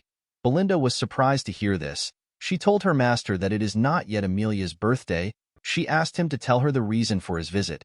Our boy revealed to her that he wants to get money from the county. The scene shifts and we see a beautiful noble lady place her shoes on the ground. The lady had a tattoo of a spider next to her mouth. She had beautiful red eyes. She asked someone to wear her shoes. The person turns out to be a poor little girl in rags. The little girl could not believe that Lady Amelia was giving her some shoes. Amelia told the little girl that she is the only one who deserves to walk barefooted on the land. She turned to her soldiers and asked them to provide food and shelter to the people around. Immediately they heard this. The men began to bring provisions to the area. The people were shocked to see this. As Amelia and her soldiers walked away, the people thanked her for what she did. The scene shifts and we are taken to Amelia's garden at the Rayfold Manor. We see a man cleaning Amelia's feet. The man commended Amelia on what she did today. This man's name is Bernaf. He is Amelia's escort knight. While petting her cat, Amelia revealed to her knight that her father has always demanded absolute obedience from the people of his territory. According to Amelia, the common folk will always follow those who keep them warm and well-fed.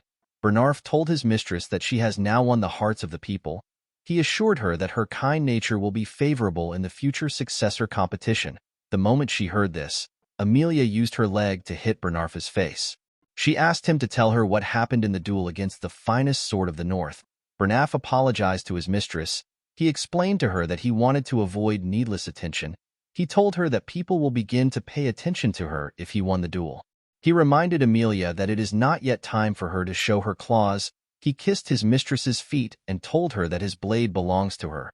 Amelia told her knight that he is naturally her blade since she invested so much into him. She raised his head up and moved closer to him. With a scary look on her face, she told Bernarf that he is not allowed to be weak. Amelia let go of the man and asked him to tell her how things are with the merchants. Bernaf assured her that she does not need to worry about the Arctium merchants.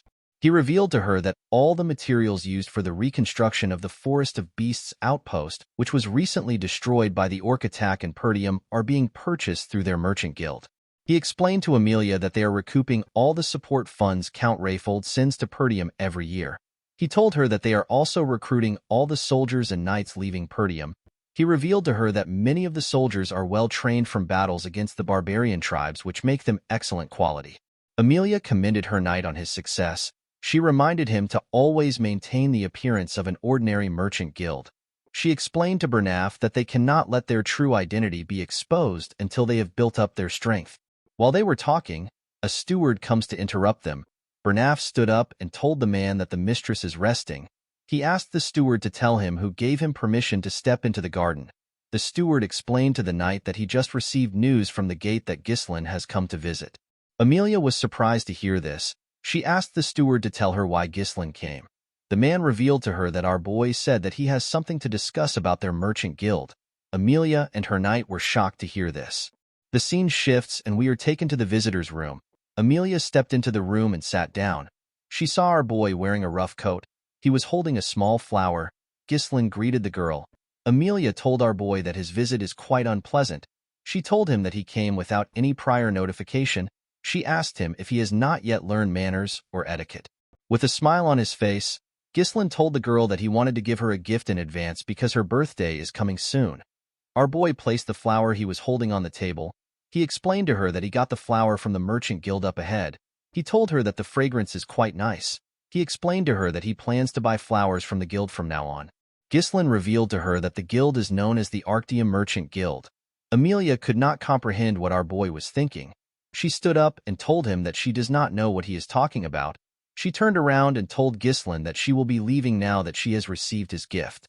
With a cold gaze in his eyes, Ghislain asked the girl to sit down. Amelia was shocked to feel the energy our boy was releasing. She could not believe that the guy who used to be barely able to speak when he stood in front of her was releasing such a powerful energy. Ghislain picked up the tea in front of him. He told Amelia that he does not want to waste her time. He revealed to her that he needs some money. He asked Amelia to give him 10,000 gold. Amelia was shocked to hear this. She could not believe that Ghislain visited her out of nowhere and is asking her to give him a large amount of money. She asked our boy if this is the will of his father. Ghislain assured her that his father has nothing to do with this. He asked her to simply give it to him. Our boy poured the tea on the floor. With a smile on his face, Ghislain told the girl that she never planned to marry him. Amelia was shocked to hear this. Our boy told her that it will be bad for her if word gets out that she is secretly building up her power, especially when the succession fight is quite fierce. The moment our boy said this, Amelia's cat jumped on the table and growled at him. Amelia told our boy that his joke is not funny. Ghislain assured the girl that he will keep her secret for a little while. He told her that his lips might be loose if he leaves the room empty-handed. With a smile on her face, Amelia assured our boy that it won't happen. Immediately she said this, she called for Bernarf. The knight opened the door and stepped into the room. He placed his hand on his chest and greeted Ghislain. Ghislain remembered Bernaf as a knight that has always stayed by Amelia's side. He remembered that Bernaf was a skilled individual who possesses the potential to be compared to the finest sword of the north. Our boy explained to Amelia that a war will break out if he dies there. He asked her if she can handle this. According to Amelia, a ruffian barged in and caused chaos. He was killed by the escort knight because of his actions. She revealed to him that this is what the world will hear about his demise. With a smile on her face, Amelia ordered Bernaf to kill Ghislain. The knight drew his sword when he heard this. Our boy did not expect Amelia to react this way. He realized that he had no choice but to get a little serious. He placed his hand on his sword hilt. Before Ghislain could attack, he noticed that Bernaf was smiling. Our boy found this to be weird. The moment he saw this, he heard a sound. An assassin jumped out of one of the knight armors that was behind Ghislain. The assassin stabbed Ghislain's chair. Fortunately, our boy managed to jump out of the chair and go low. As the assassin struggled to remove his sword, he gave him a heavy kick in his chest. The assassin was sent flying. His body broke the window. Amelia and Bernaf were shocked to see this. Ghislain turned to them. He could not believe that Amelia was feigning politeness while she launched a surprise attack. He picked up his sword and told them that they have a poor hospitality. Immediately he said this. Ghislain charged at Bernaf. He swung his sword at the knight, but he managed to block it. With a cold gaze in his eyes, Ghislain asked Bernaf if their county does not know about chivalry. Bernaf apologized to him. He reminded Ghislain that he was the first to be rude to Amelia. He told him that it is inconsiderate of him to arrive unannounced, and to make his mistress unsettled. He grabbed Ghislain's sword and locked it in his arms. He told him that he does not need to be polite to someone like him. Immediately he said this, he attacked our boy. Ghislain easily dodged the attack. He jumped and used his leg to kick Bernaf back. The two of them created some space between themselves.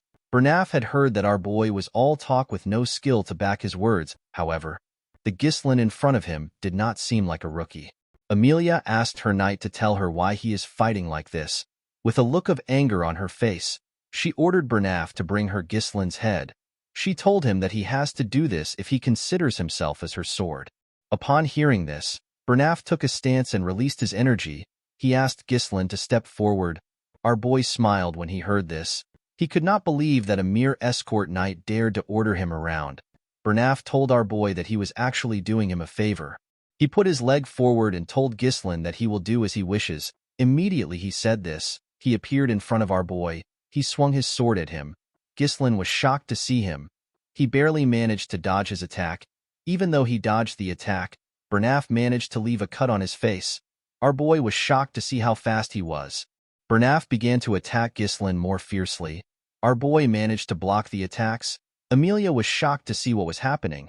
She could not believe that a lousy punk like Ghislain is actually fighting on equal footing with Bernaf. Even though she saw what was happening, she was certain that her knight was still stronger. Our boy blocked another one of the knight's attack. He locked his sword down and moved his sword close to his neck. Before our boy could hurt him, Bernaf moved his sword back and locked Ghislain's sword with his arm. He attacked Ghislain the moment he did this.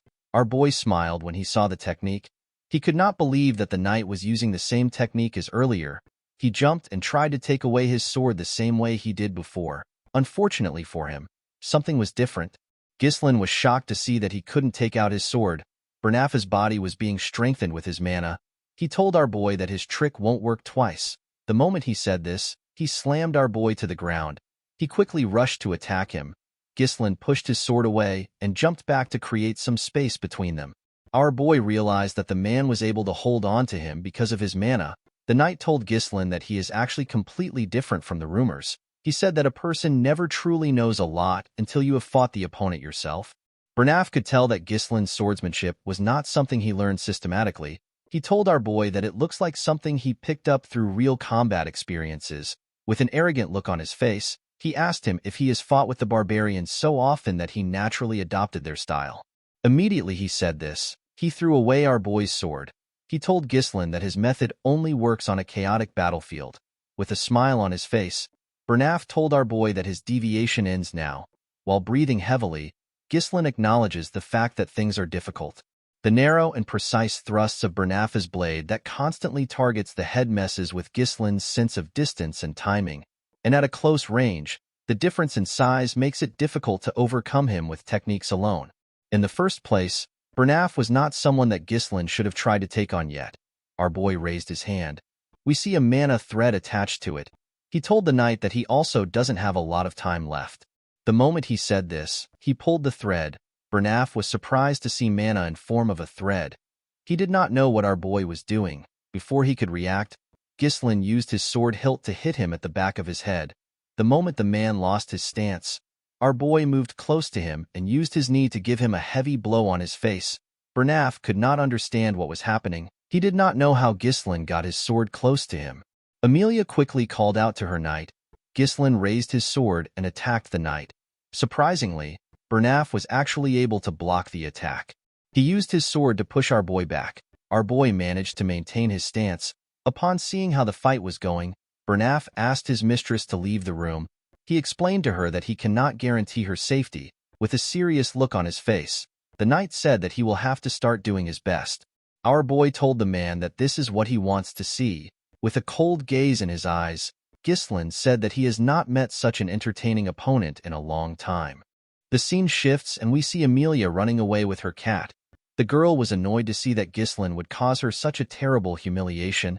Amelia wondered about who leaked the information about the merchant guild to a madman like our boy. She believed that it was impossible for Ghislain to know about it in so much detail if no one told him. The girl realized that the rumors about Ghislain slaying orcs and saving his younger sister from assassins were true. Due to our boy's past, Amelia believed that her fiancé must have been lucky or he exaggerated the information. She could not believe that Ghislain actually did all these things. While running, Amelia turned to a corner. She wondered about what the guards which she stationed there were doing. When the girl looked around, she saw her guards lying on the ground. She saw a woman in a hood standing in the middle of them. The woman turned around and smiled at Amelia. She told her that it has been a while since they met. The woman turns out to be Belinda. Amelia was shocked to see the maid. She asked her about what she is doing there. Immediately she asked this question, Belinda appeared next to her with a blade to her neck. She asked her to keep quiet. Amelia was shocked to see a blade at her neck. Belinda noticed that Amelia still had a spider on her lips. The spider turns out to be real. The maid removed the spider away from her lips. With a smile on her face, Belinda revealed to her that she eavesdropped on Count Perdium and Count Rayfold during the engagement ceremony. The maid heard that Amelia's siblings picked on her for having creepy spiders around. The girl raised the spiders herself and took her revenge. Belinda told the girl that she does not understand why she still wears a spider. She asked her if it is to overcome trauma or if it is a display of self-assertion. She threw the spider to the floor and told Amelia that it does not suit her. Immediately she said this, she crushed the insect with her leg. She asked Amelia to cooperate with her. The scene shifts and we are taken back into the room. Ghislain noticed that the air was rough. He was surprised to feel the overwhelming amount of mana which Bernaf was releasing. Bernaf remembered that our boy referred to him as an entertaining opponent. He told Ghislain that only a lowly mercenary would say such a thing. He could not believe that Ghislain was calling himself a noble like his mistress. Our boy was surprised to hear this. He reminded the knight that he is an escort. He asked him not to question his nobility. Bernaf rushed to attack Ghislain when he heard this. Our boy managed to block his fast attack. With a serious look on his face, he asked our boy to not disgrace the nobility. Immediately he said this, he began to attack faster. His attacks were on a whole different level from before. Ghislain was surprised to see how fast the attacks were. Our boy still managed to block them. Even though he was blocking the attacks, our boy was still having a hard time. He was surprised to see how the knight was pushing forward so fiercely. Ghislain became annoyed. He told Bernaf that he has done enough. He used his sword to push his sword aside. He tried to pierce the knight's head. Bernaf managed to use his sword to intercept the attack. He bent our boy's sword and pushed him back. The man told Ghislain that he just used his final attack. He thrust his sword at our boy. His sword landed on Ghislain's body. To his surprise, Ghislain used his shoulder to take on his blade. Bernaf realized that our boy braced himself for the injury and used his shoulder to push away his blade. Ghislain quickly attacked the knight with this chance. Bernaf managed to block it. The knight realized that he could never let his guard down until the very end. He pushed our boy's sword and locked it down. He used his leg to kick him away. He told Ghislain that this is the difference between him and a person who wields a sword for entertainment. While breathing heavily, Ghislain thinks about how entertaining the fight is. With overwhelming speed, range, and consecutive attacks, Bernaf controls the flow of the fight. Any attempt to counter him in close quarters through grappling is instantly shut down. In a binding clash, Bernaf makes it seem like their swords are locked together. This is done to deceive Ghislain into thinking that the swords cannot be separated. With his current mana, it was impossible for our boy to counter his strength. The situation was not looking good for Ghislain. Of course, our boy could not counter Bernaf with the mana he is right now. While Ghislain was thinking, Bernaf charged at him. Our boy felt bad that he had to end the fight here. He raised his sword and took a stance. There was one thing which Bernaf overlooked. This was Ghislain's unique mana cultivation technique. Our boy unleashed his third core and charged at the man. The moment their swords touched, Ghislain pushed it down with his strength and knocked it out of his hand. Bernaf was shocked to see this. He did not understand how Ghislain got such an explosive mana during combat. Before our boy could pierce Bernaf's head, someone asked him to stop. The person turns out to be Amelia. With a look of anger on her face, the girl asked Ghislain to take the 10,000 gold and to get out of her sight. Our boy felt irritated when he heard this. He told the girl that it would have been better if she had just handed over the money when he asked nicely. He removed his sword from Bernaf's head. Belinda told her master that what he has done is a bit too much to call it a lover's quarrel. Ghislain assured her that they simply had a difference in opinion. He walked up to Amelia and told her that he has some unfortunate news for her. He placed his sword on his shoulder and revealed to the girl that the fee has gone up to 20,000 gold. In the next scene, we see Amelia smash a vase on the floor. Bernaf was next to his mistress. He apologized to her for his failure. He explained to her that Ghislain is quite strong and different from the rumors. He said that it is his fault for not correctly assessing Ghislain beforehand. He revealed to her that our boy managed to emit a mana that surpassed that of an advanced level knight. With a scary look on her face, Amelia said that Ghislain has changed. Bernaf asked her if she wants to report this change to the Delphine Duchy. Amelia slapped him when she heard this. She grabbed his shirt and asked him to watch his mouth. She asked him if he does not know how scary Duke Delphine is. She explained to him that they are finished if the Duke finds out about the incident. The reason Amelia secretly allied herself with Duke Delphine without her father's knowledge is because they had a covert agreement. The Duke promised to support the rebellion that Amelia would lead in exchange for her assistance in bringing down Perdium. Amelia told Bernaf that her siblings will kill her the moment the agreement is exposed. With a look of anger on her face, Amelia realized that Ghislain might also know about the agreement since he knew about the secret of the Merchant Guild. She told Bernaf that they need to do whatever it takes to kill our boy. The man accepted this idea. Amelia asked him about the state of Ghislain's body. Bernaf revealed to her that he managed to leave light injuries on many parts of his body and a heavy one on his shoulder. According to the knight, Ghislain will probably not be in the best condition for a while because he used an explosive amount of mana. Bernaf informed his mistress that they cannot use knights from their land in order to not leave any traces. Amelia assured him that she is aware. She reminded him that this is the reason why she trained a certain set of people. Bernaf immediately understood what she was talking about. He asked her if she will use the wildcats. According to Amelia, the wildcats consist of war orphans, those without kin and those without status. Only the most talented natural-born specialists are among them. Amelia placed a flag on the map in front of her. She asked Bernaf to send the wildcats there. She asked him to assemble a dozen of them. She told him to only use those who are proficient with mana. Bernaf quickly understood why his mistress wanted to send the wildcats there. The ravine is the only narrow path from the Rayfold territory to the Perdium County. It is an ideal place for quietly handling things. This is because the area is remote and the terrain is tight.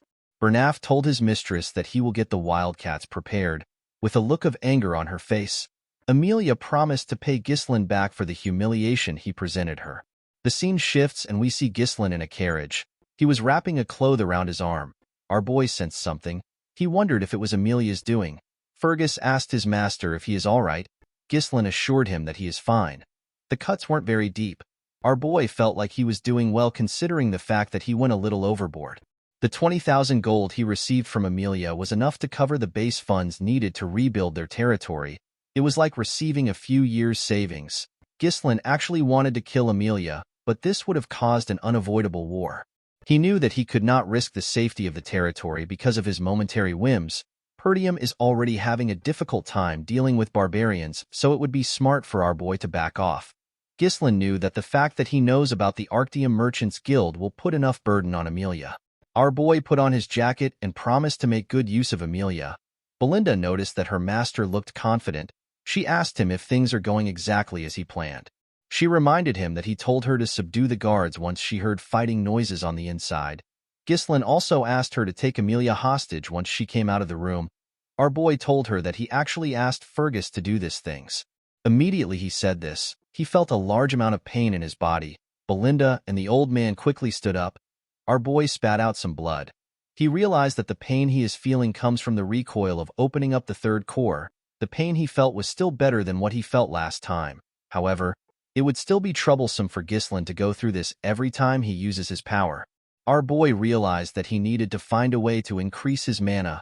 While he was thinking, Belinda grabbed his hand. She took out a huge needle. The needle was covered in mana. She told her master that the flow of his mana is a mess. The moment she said this, she used the needle to hit different parts of his hand. Ghislaine was shocked to see this. He felt something coming out of his body. When he opened his mouth, he let out some air. Our boy was shocked to see that his entangled mana road has opened up a bit. He was certain that this was a method that cannot be used without a deep understanding of mana. Ghislaine knew that Belinda was not an ordinary maid because it was his mother that brought her into the family. However, he did not know her true identity. He did not understand why such a skilled individual was working as a head maid in the countryside. Although he did not know her true identity, Ghislaine did not care. He believed that it is good to have many skilled people in their territory. This is because the people he has encountered so far are simply just the beginning. Belinda assured her master that she will help him with anything because she trusts him unconditionally. She asked him to tell her why he took such a huge amount of money from Amelia. Ghislaine told her that he needs to spend money and Amelia is the only rich person he knows. Fergus and Belinda were shocked to hear this. She could not believe that he broke off his engagement for this reason. She told him that he will be in trouble once Count Rayfold finds out about it. Ghislaine told her that it is fine. He assured her that Amelia will never tell her father about it. With a smile on his face, he reminded Belinda that she said that she trusts him. The maid was annoyed to hear this. She asked her master to tell her what he wants to spend the money on since she took the risk with him. Ghislaine revealed to her that he wants to spend the money on the Forest of Beasts.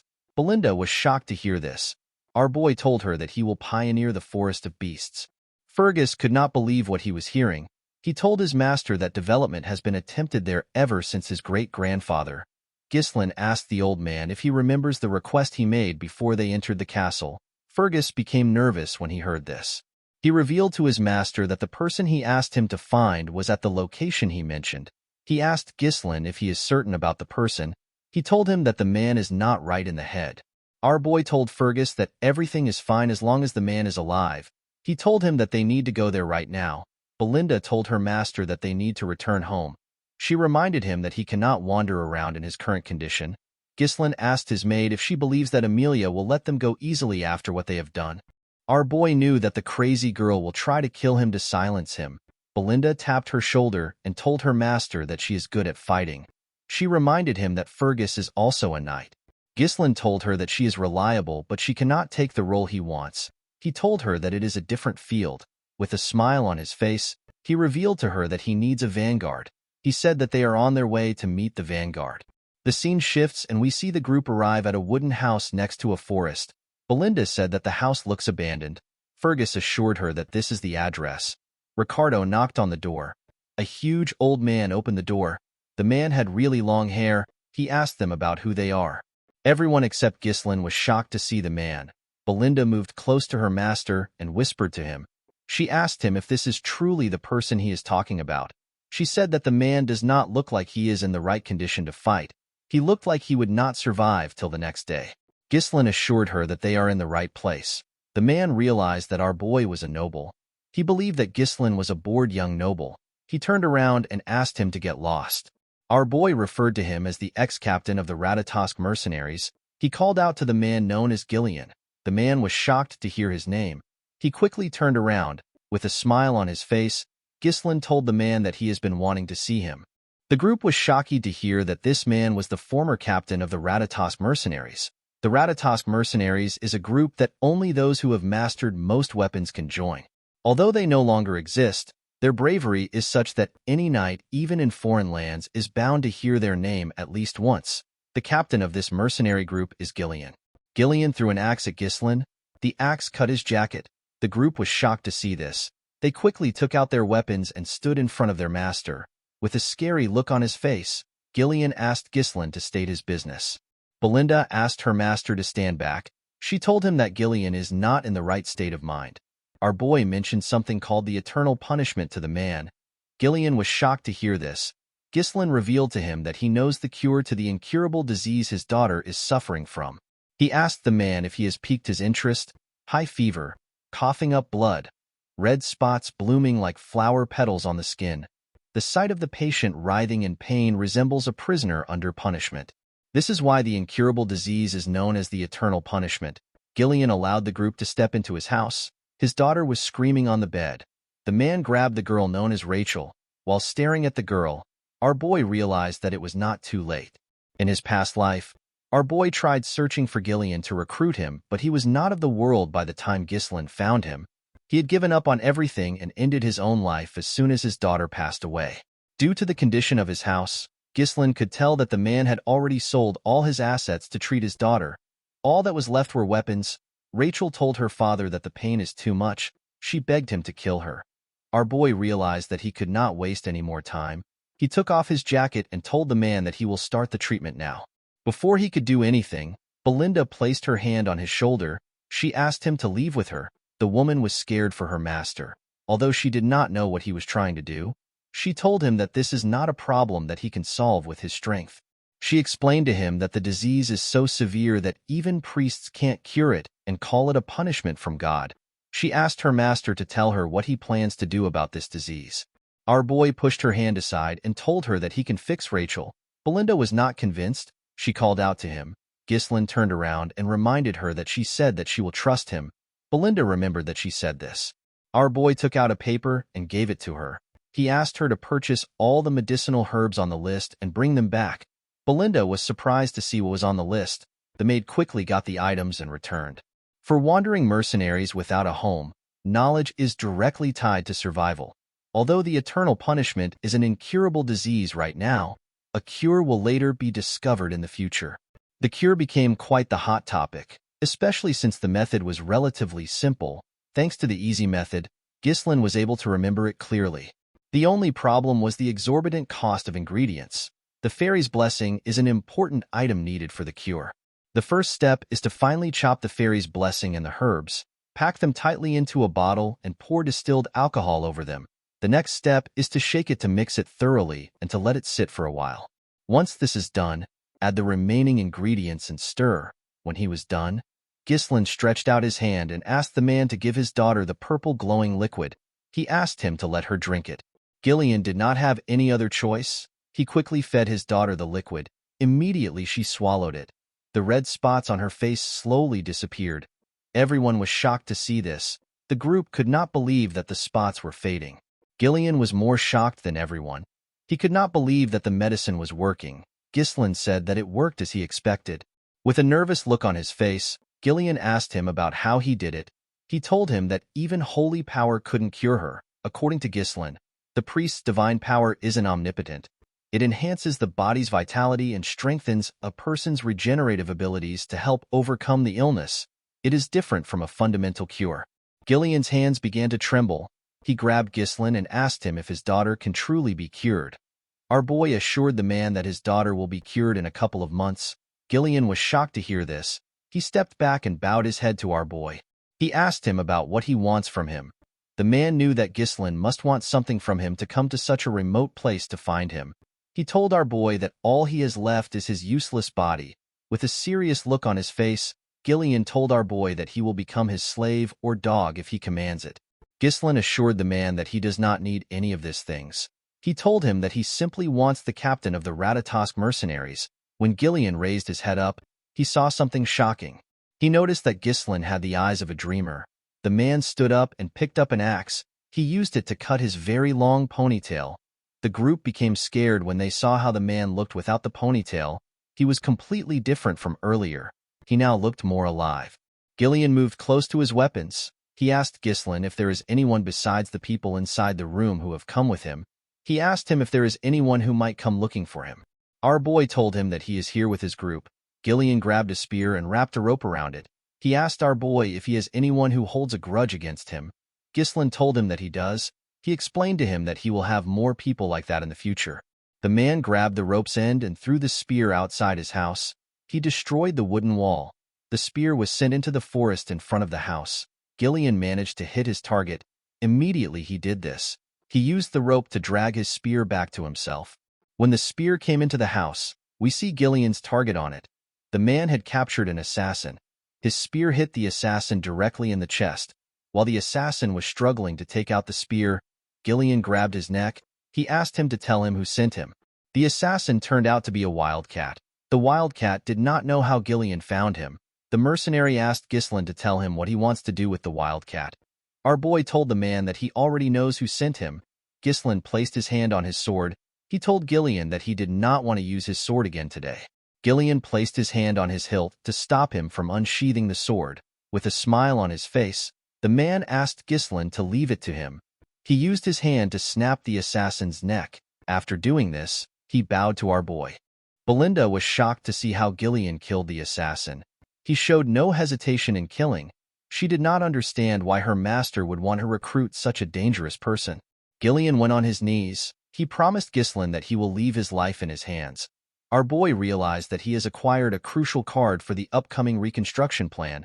With a smile on his face, he told Gillian that he looks forward to working with him. The scene shifts and we are taken to a cabin in the woods. We see a wildcat trafficker reporting to the rest of the members. He told them that their teammate has been killed. The wildcats were shocked to hear this. While they were all talking, someone asked them to lower their voices. This person is known as Vigo. The traffickers apologized to their captain for raising their voices. The captain explained to the man that Bernaf said that Ghislain wouldn't be able to find the reconnaissance unit and it would be impossible for him to kill them. He asked the man if the reconnaissance unit is stupid or if they were given the wrong intel. The man did not know what to say. He revealed to Vigo that Gillian has joined the team. The man was surprised to hear this.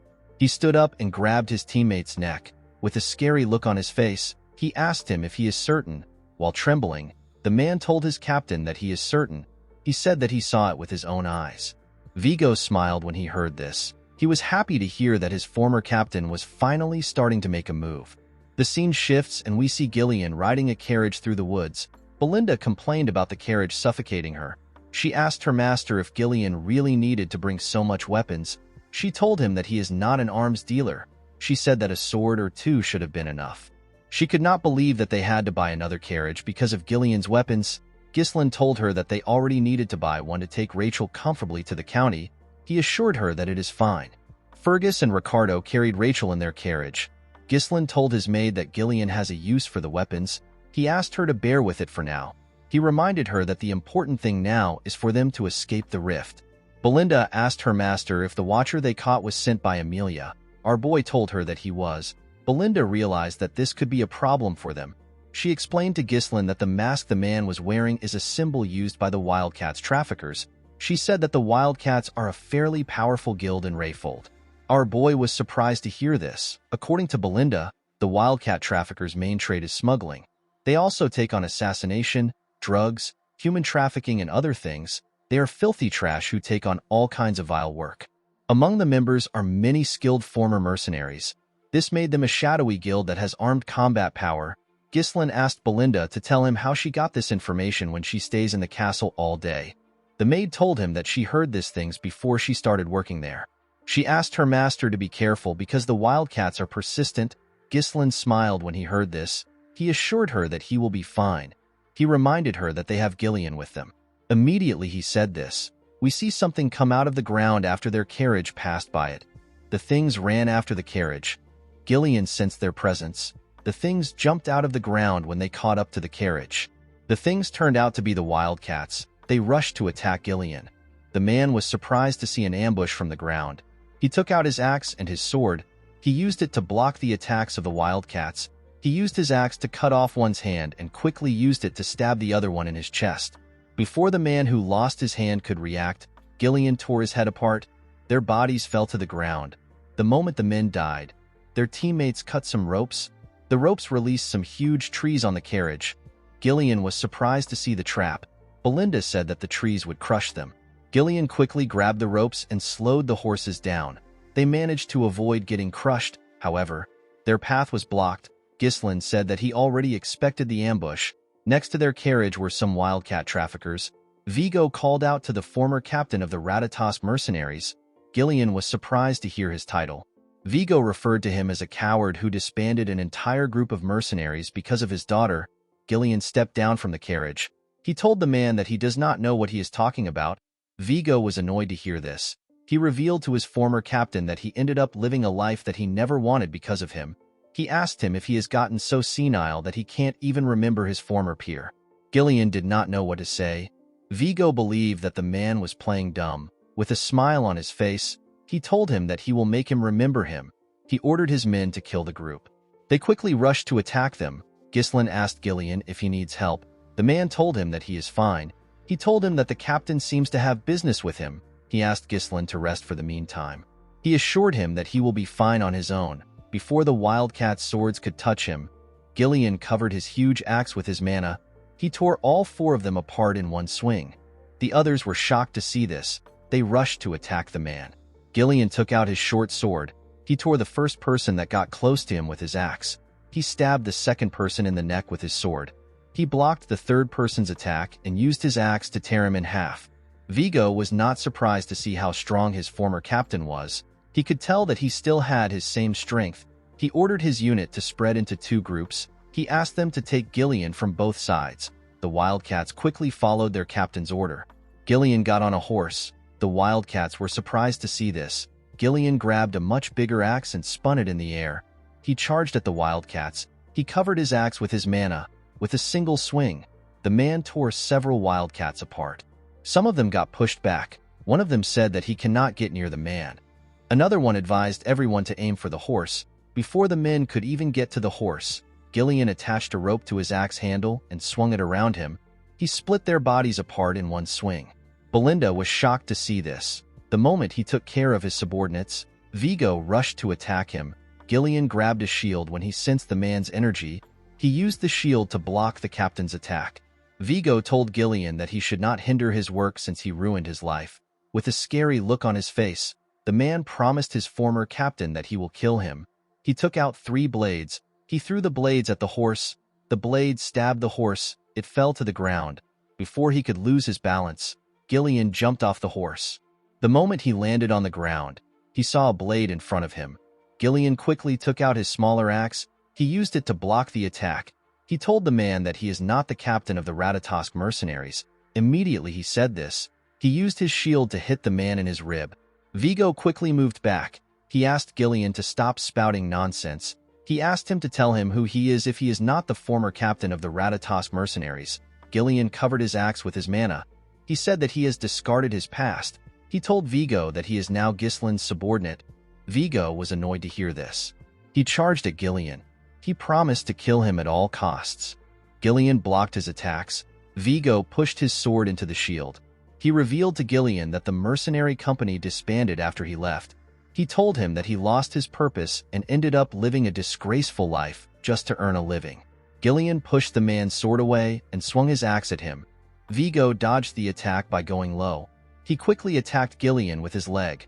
The man managed to block the attack with his wooden shield. However, the shield got destroyed. Vigo explained to Gillian that he was prepared to sacrifice his entire life to make the Ratatosk mercenaries the best in history. He could not believe that his former captain threw away everything only to end up as a mere pawn of a spoiled noble. The man took out some blades. He told Gillian that he cannot forgive him. He covered the blades with his mana and threw them at Gillian. Gillian used his axe to block the blades. The moment he blocked the attack, Vigo appeared in front of him. He tried to stab him with his sword. Gillian dodged the attack. He quickly attacked him with his axe while he was in the air. Vigo managed to land in time and block the attack with his sword. The man smiled when he did this. He and Gillian began to attack each other more fiercely. The man believed that Gillian is still the same captain he knew years ago. While his former captain was spending his time trying to find a cure for his daughter, he was putting himself through countless battles to get stronger. The man believed that Gillian is no longer a match for him. Gillian attacked him with a huge swing. Vigo dodged the attack by jumping over him. He used his sword to hold himself and land behind Gillian. Immediately he landed. He used his leg to kick the 3 blades which Gillian blocked earlier. He fired the blades at him. Gillian used his armor to block the 3 blades. The moment he blocked the blades, Vigo rushed to attack him. Gillian sensed his presence and swung his axe at him. Vigo jumped and dodged the attack. He rushed to attack his former captain. He told him that it is over. Unfortunately for him, Gillian covered his hand with his mana and grabbed his blade. He asked Vigo if his reason for vengeance is hatred. Vigo did not reply. He was shocked to see that Gillian put mana around his hand to grab his dagger. He realized that Gillian was not showing his true power until now. Gillian slammed the head of his axe on the man's face. The attack sent Vigo flying. He was slammed into a tree. Gillian told him that he does not understand him. He believed that Vigo had a lot of chances to kill him if he wanted revenge. He asked him about why he did not come to kill him earlier. Vigo laughed when he heard this. He told his former captain that he does not know a lot. He revealed to him that he already visited where he used to stay, but he did not find the captain of the Ratatosk mercenaries. He said that he found a feeble old man who was not even worth killing. With a look of anger on his face, Vigo asked him to tell him where the Gillian he used to look up to disappeared to. Gillian threw the man's dagger on the ground. He asked him to pick it up. He told him that he is now a body bound to another's will. He took out his sword and told the man that he will still show his former comrade the highest level of respect. He said that he will do this as captain of the Ratatosk mercenaries. Vigo was happy to hear this. He picked up his dagger and charged at Gillian. His captain blocked his attack. Vigo said that this is what he wished for. He began to attack Gillian more fiercely. His captain managed to keep up with him. Gillian made a huge swing. Vigo dodged the attack by going low. He quickly attacked him. Gillian blocked the attack with his axe. He pushed Vigo's dagger down and used his sword to stab him in his rib. Vigo grit his teeth to endure the pain. He quickly attacked Gillian. The man managed to dodge the attack. He raised his axe up. He told Vigo that he will remember him. He referred to the man as the 5th unit commander of the Ratatosk mercenaries. He called him Vigo Villanos. Vigo smiled when he heard this. The moment he smiled, Gillian stabbed him. After the man died, Gillian picked up his dagger. While he was staring at his comrade's corpse, Ghislain commended him on his work. Belinda said that they will make some money from selling the Wildcat's loot. Gillian apologized to our boy for causing more delays than necessary. Ghislain assured him that it is fine. He never expected Gillian to be so exceptional. When our boy first left home to start mercenary work, the stories he heard about Gillian from his seniors helped lay the foundations for him to become the mercenary king. Ghislain became more certain that he made the right choice by moving quickly. He was happy that he gained a reliable comrade. Our boy asked Gillian if he remembers who Vigo was. The man told him that he does. He raised Vigo's sword and said that he was an old comrade. This words resonated with Ghislain. He wondered about what his old comrades were doing right now. He was certain that they are living a life of their own because this was before they met him. He knew that he would have to scout this people at some point. Ghislain told the group that they should follow Belinda's suggestion and gather anything valuable from the Wildcats. Belinda ordered Gillian to take lead and start collecting for them. The man reminded the maid that he is not her subordinate. 2 days later, we see the group enter the Perdium territory. Belinda was relieved to see that they had finally arrived. Gillian looked at the city and asked his master if that is Perdium. Our boy told him that it is. Ghislain felt happy that he had a home to return to. When he first ran away from home, he thought that he would be able to come back any time. Gillian carefully looked at the county. Our boy asked him if he likes their land. Gillian was startled when he heard this. With a nervous tone in his voice, he said that the county is great. Ghislain told him that the county is really bad. Gillian was surprised to hear this. Our boy said that all the houses are outdated and renovations are out of the question. He revealed to Gillian that the fields are uncultivated. This is because all the farmers have been conscripted into the military. They left the land forcibly fallow. Gillian explained to Ghislain that he has heard that Perdium is always at war because of the northern barbarians. He said that the situation is worse than he expected. Ghislain told the man that he will fix all these problems. He told him that he needs his strength to fix the problems. Belinda and Gillian were surprised to hear this. Our boy knew that the battle ahead is going to be a very long one. It is a battle to eliminate everything connected to Duke Delphine and to protect what was taken for granted. Ghislain promised to revive the land no matter what he has to do. When they arrived into the county, Belinda saw something shocking. She asked her master to look in front of them. When Ghislain raised his head, he saw someone he did not expect to see. He quickly recognized this person's silhouette. Our boy saw a man in an armor who had a coat on his shoulder. This man is his father. At the Perdium castle, We see some men talking to the Count. The Count suggested that they reduce their forces. The men were surprised to hear this. One of them said that it will be difficult to maintain the front lines properly if they cut their forces down. Another man advised the Count to request more support from the Rayfold family. The general administrator revealed to the men that the Rayfolds were the one who reduced the support fund. He said that the Rayfolds are gathering soldiers and stockpiling food right now. The knight in the room was surprised to hear this. Another man said that they need the funds because they need to rebuild the Forest of Beasts garrison that got partially destroyed during the last battle against the orcs. According to the man, reducing the Night Order's forces is barely enough to give them some breathing space. He said that reducing the forces poses a significant risk. Ghislain watched the men as they argued. He found this to be normal. The knight in front of him was the knight captain. His name is Randolph. The man with a lot of beards is the treasurer. His name is Albert. The general administrator's name is Homer. Our boy wondered about how long it has been since he saw his father, as the young lord of Perdium. It has only been a few months, however, it has been several decades for him as the mercenary king. Ghislain called out to his father and welcomed him back home. The Count found it odd that his son did this. The Count's name is Walter Perdium. As a child, Ghislain never liked his father for being so strict and serious all the time. But now it was different for him. He could now see it. He could see the countless burdens of exhaustion and fatigue weighing on the Count's shoulders. He understood the responsibilities of the lord of the land. Zwalter took a sip of his tea and revealed to his son that he heard he left the castle for a week. Ghislain told him that he visited the Rayfolds. Zwalter asked him if he did not cause trouble there. Our boy told him that he didn't. The treasurer turned to Ghislain. He told him that he heard that he won a duel against Cain and won some money. He actually found this hard to believe. With a serious look on his face, Albert asked him if he went to Rayfold to gamble. Ghislain was annoyed to hear that the man thought that he went to gamble when he actually went to invest. He told him that he actually had some business with Amelia. Homer told Ghislain that he needs to think before he acts. He reminded him that he will be the one to take over Perdium. With an unbothered look on his face, our boy told him that he understands. He asked him not to worry about it. Homer was annoyed to see that Ghislain was ignoring his advice. This simply made him more worried. The Count placed his tea down and asked his subordinates to stop. He told his son that he heard that he made some good trouble while he was away. Ghislain wondered about what his father was talking about. Zwalter asked his son if it is true that he executed Jamal and Philip for trying to sell Elena away. Ghislain was surprised to see that his father was referring to those worthless knights. The knight captain said that it was impossible for our boy to kill the two knights by himself. He said that the two knights must have fought against each other and the story got exaggerated. He believed that Ghislain only delivered the final blow. Ghislain understood why Randolph seemed to be angry. Despite the knights being traitors, the fact that they died at our boy's hand did not sit well with the captain. Ghislain decided to avoid any trouble.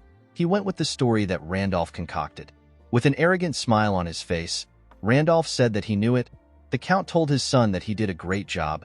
He was shocked to hear this. Zwalter did not care about how his son took care of them. He said that the most important thing is that Elena is alive. This was the first compliment that Ghislain has ever gotten from his father. He told his father that he has a request to make. Zwalter was surprised to hear this.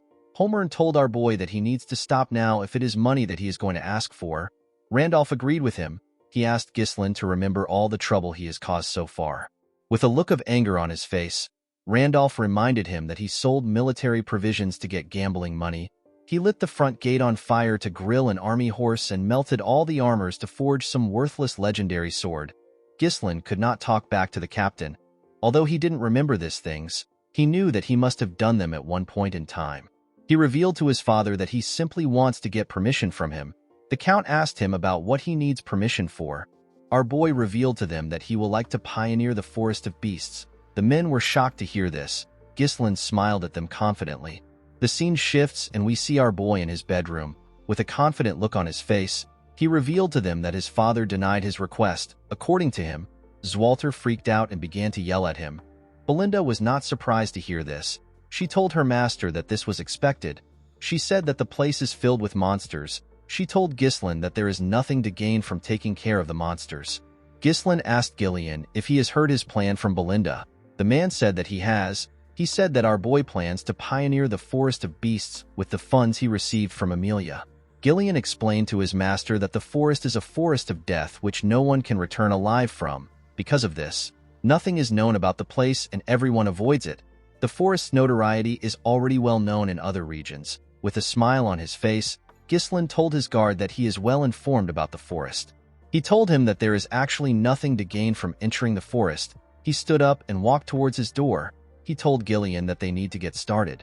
Belinda reminded her master that he did not receive permission from the Count. She asked him if he is still going to proceed anyway. Ghislain turned around and explained to her that he did not actually need his father's permission. He said that he simply asked out of courtesy. He told her that he needs to do this. Belinda did not understand why her master was adamant about going there. She asked him to tell her what is in the forest that he is so obsessed with it. Ghislain told her that he will tell her later. He knew that things will be bad for him if he was to reveal it now and the word spreads.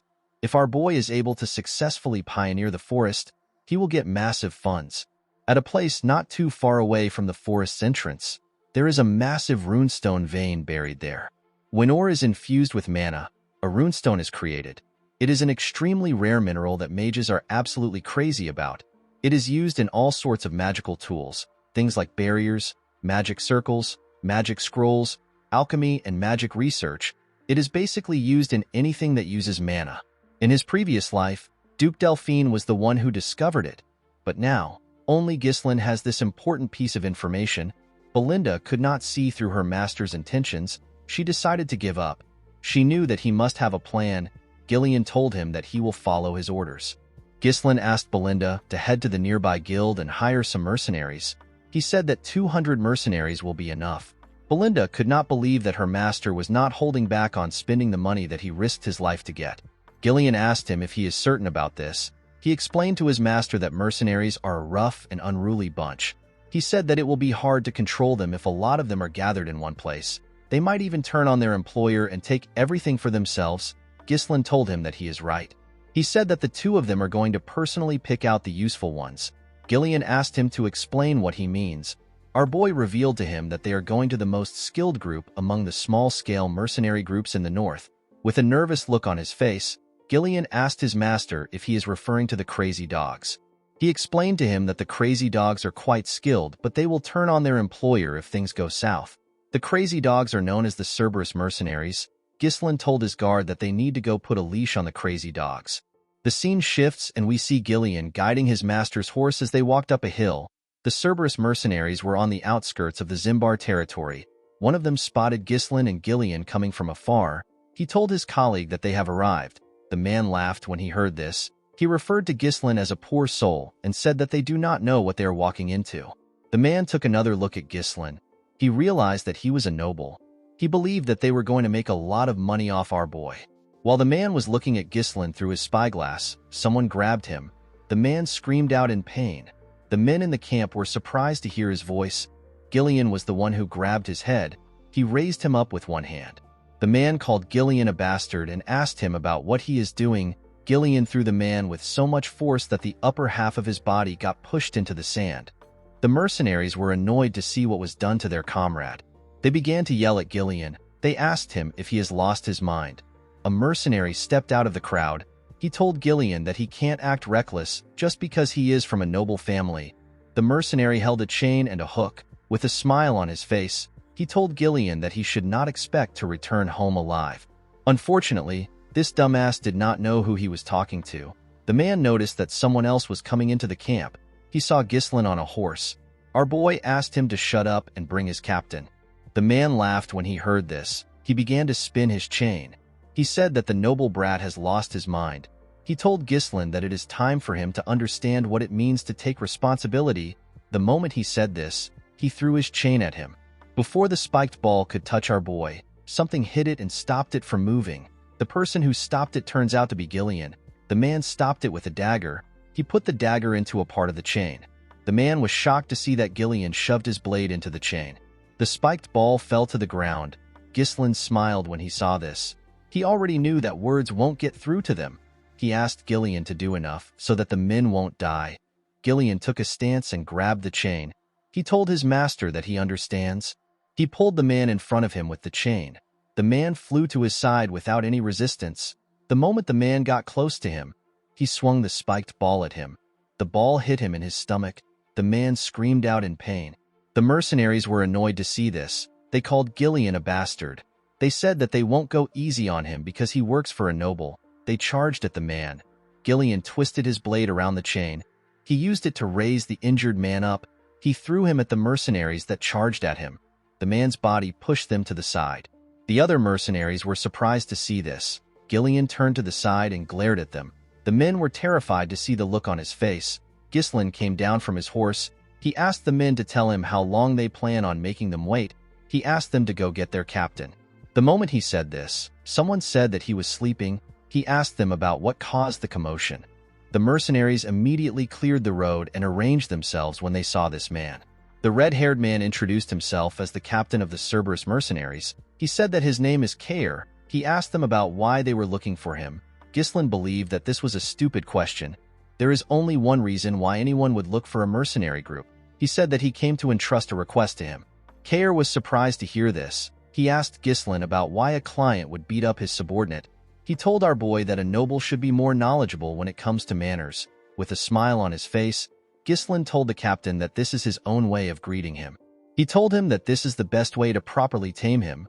Kair smiled when he heard this. He wondered about what would happen if Ghislain had greeted them twice. The scene shifts and we see everyone in Kair's tent. He had some mercenaries with him. He asked Ghislain to tell him the kind of request he has. Our boy revealed to him that he would like to hire him to pioneer the forest of beasts. The mercenaries behind Kair were shocked to hear this. They could not believe that our boy wanted to send them to the forest filled with beasts. They knew that the forest was near the Perdium territory. With a smile on his face, Kair asked Ghislain to tell him the kind of person he is for him to try disturbing such a dangerous forest. Our boy revealed to him that he is the young lord of Perdium. Kair was surprised to hear this. He and his men began to laugh. They could not believe that they were looking at the insane young lord from the rumors. They became certain that he had lost his mind. Kair told our boy that he does not know what the forest of beasts is like because he was raised in a greenhouse. He told him that it is not a place for rookies like him. The captain said that he is no longer interested in hearing anything from Ghislain. He signaled his men and told them that the negotiation is over. The men raised their weapons. Gillian raised his axe when he saw this. Ghislain asked Kair if he is scared.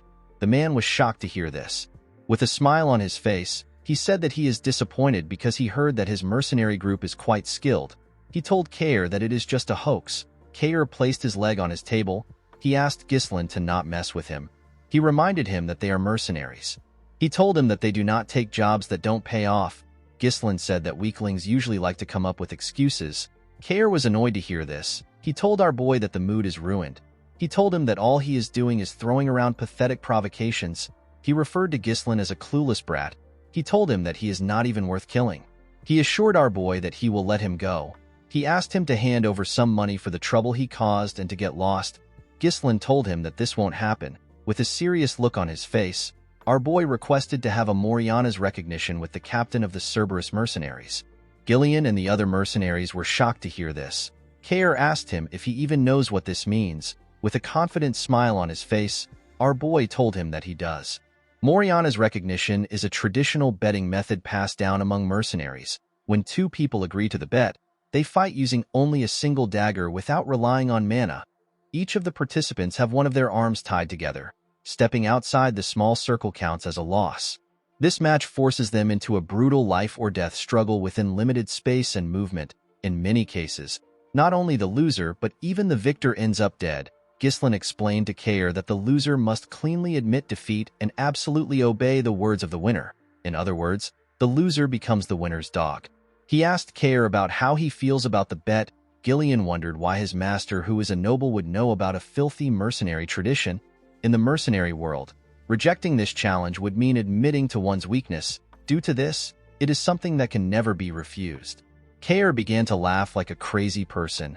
With a creepy smile on his face, he told his subordinates that they have a bold little noble who wants to be recognized in a mercenary's way. He told them that they should help our boy a bit. The men began to laugh when they heard this. The scene shifts and we see everyone outside. Ghislain and the captain tied one of their arms together. They were both given a dagger. Kair took off his jacket. The mercenaries were cheering for their captain. They asked him to kill the insolent noble. Kair believed that Ghislain heard about this method from somewhere and decided to fight him with it. He told our boy that he cannot back out of it now. He pulled Ghislain to his side. With a confident smile on his face, He told him that he has done this 5 times. Ghislain went back to his original spot. He pulled the captain close to him. With a condescending look in his eyes, he revealed to Kair that he has done this over 100 times. The captain was shocked to hear this. Guys, we have come to the end of our video. If you guys want more of this recap, let me know in the comments section. Don't forget to like and smash that subscribe button for more recaps. See you guys later.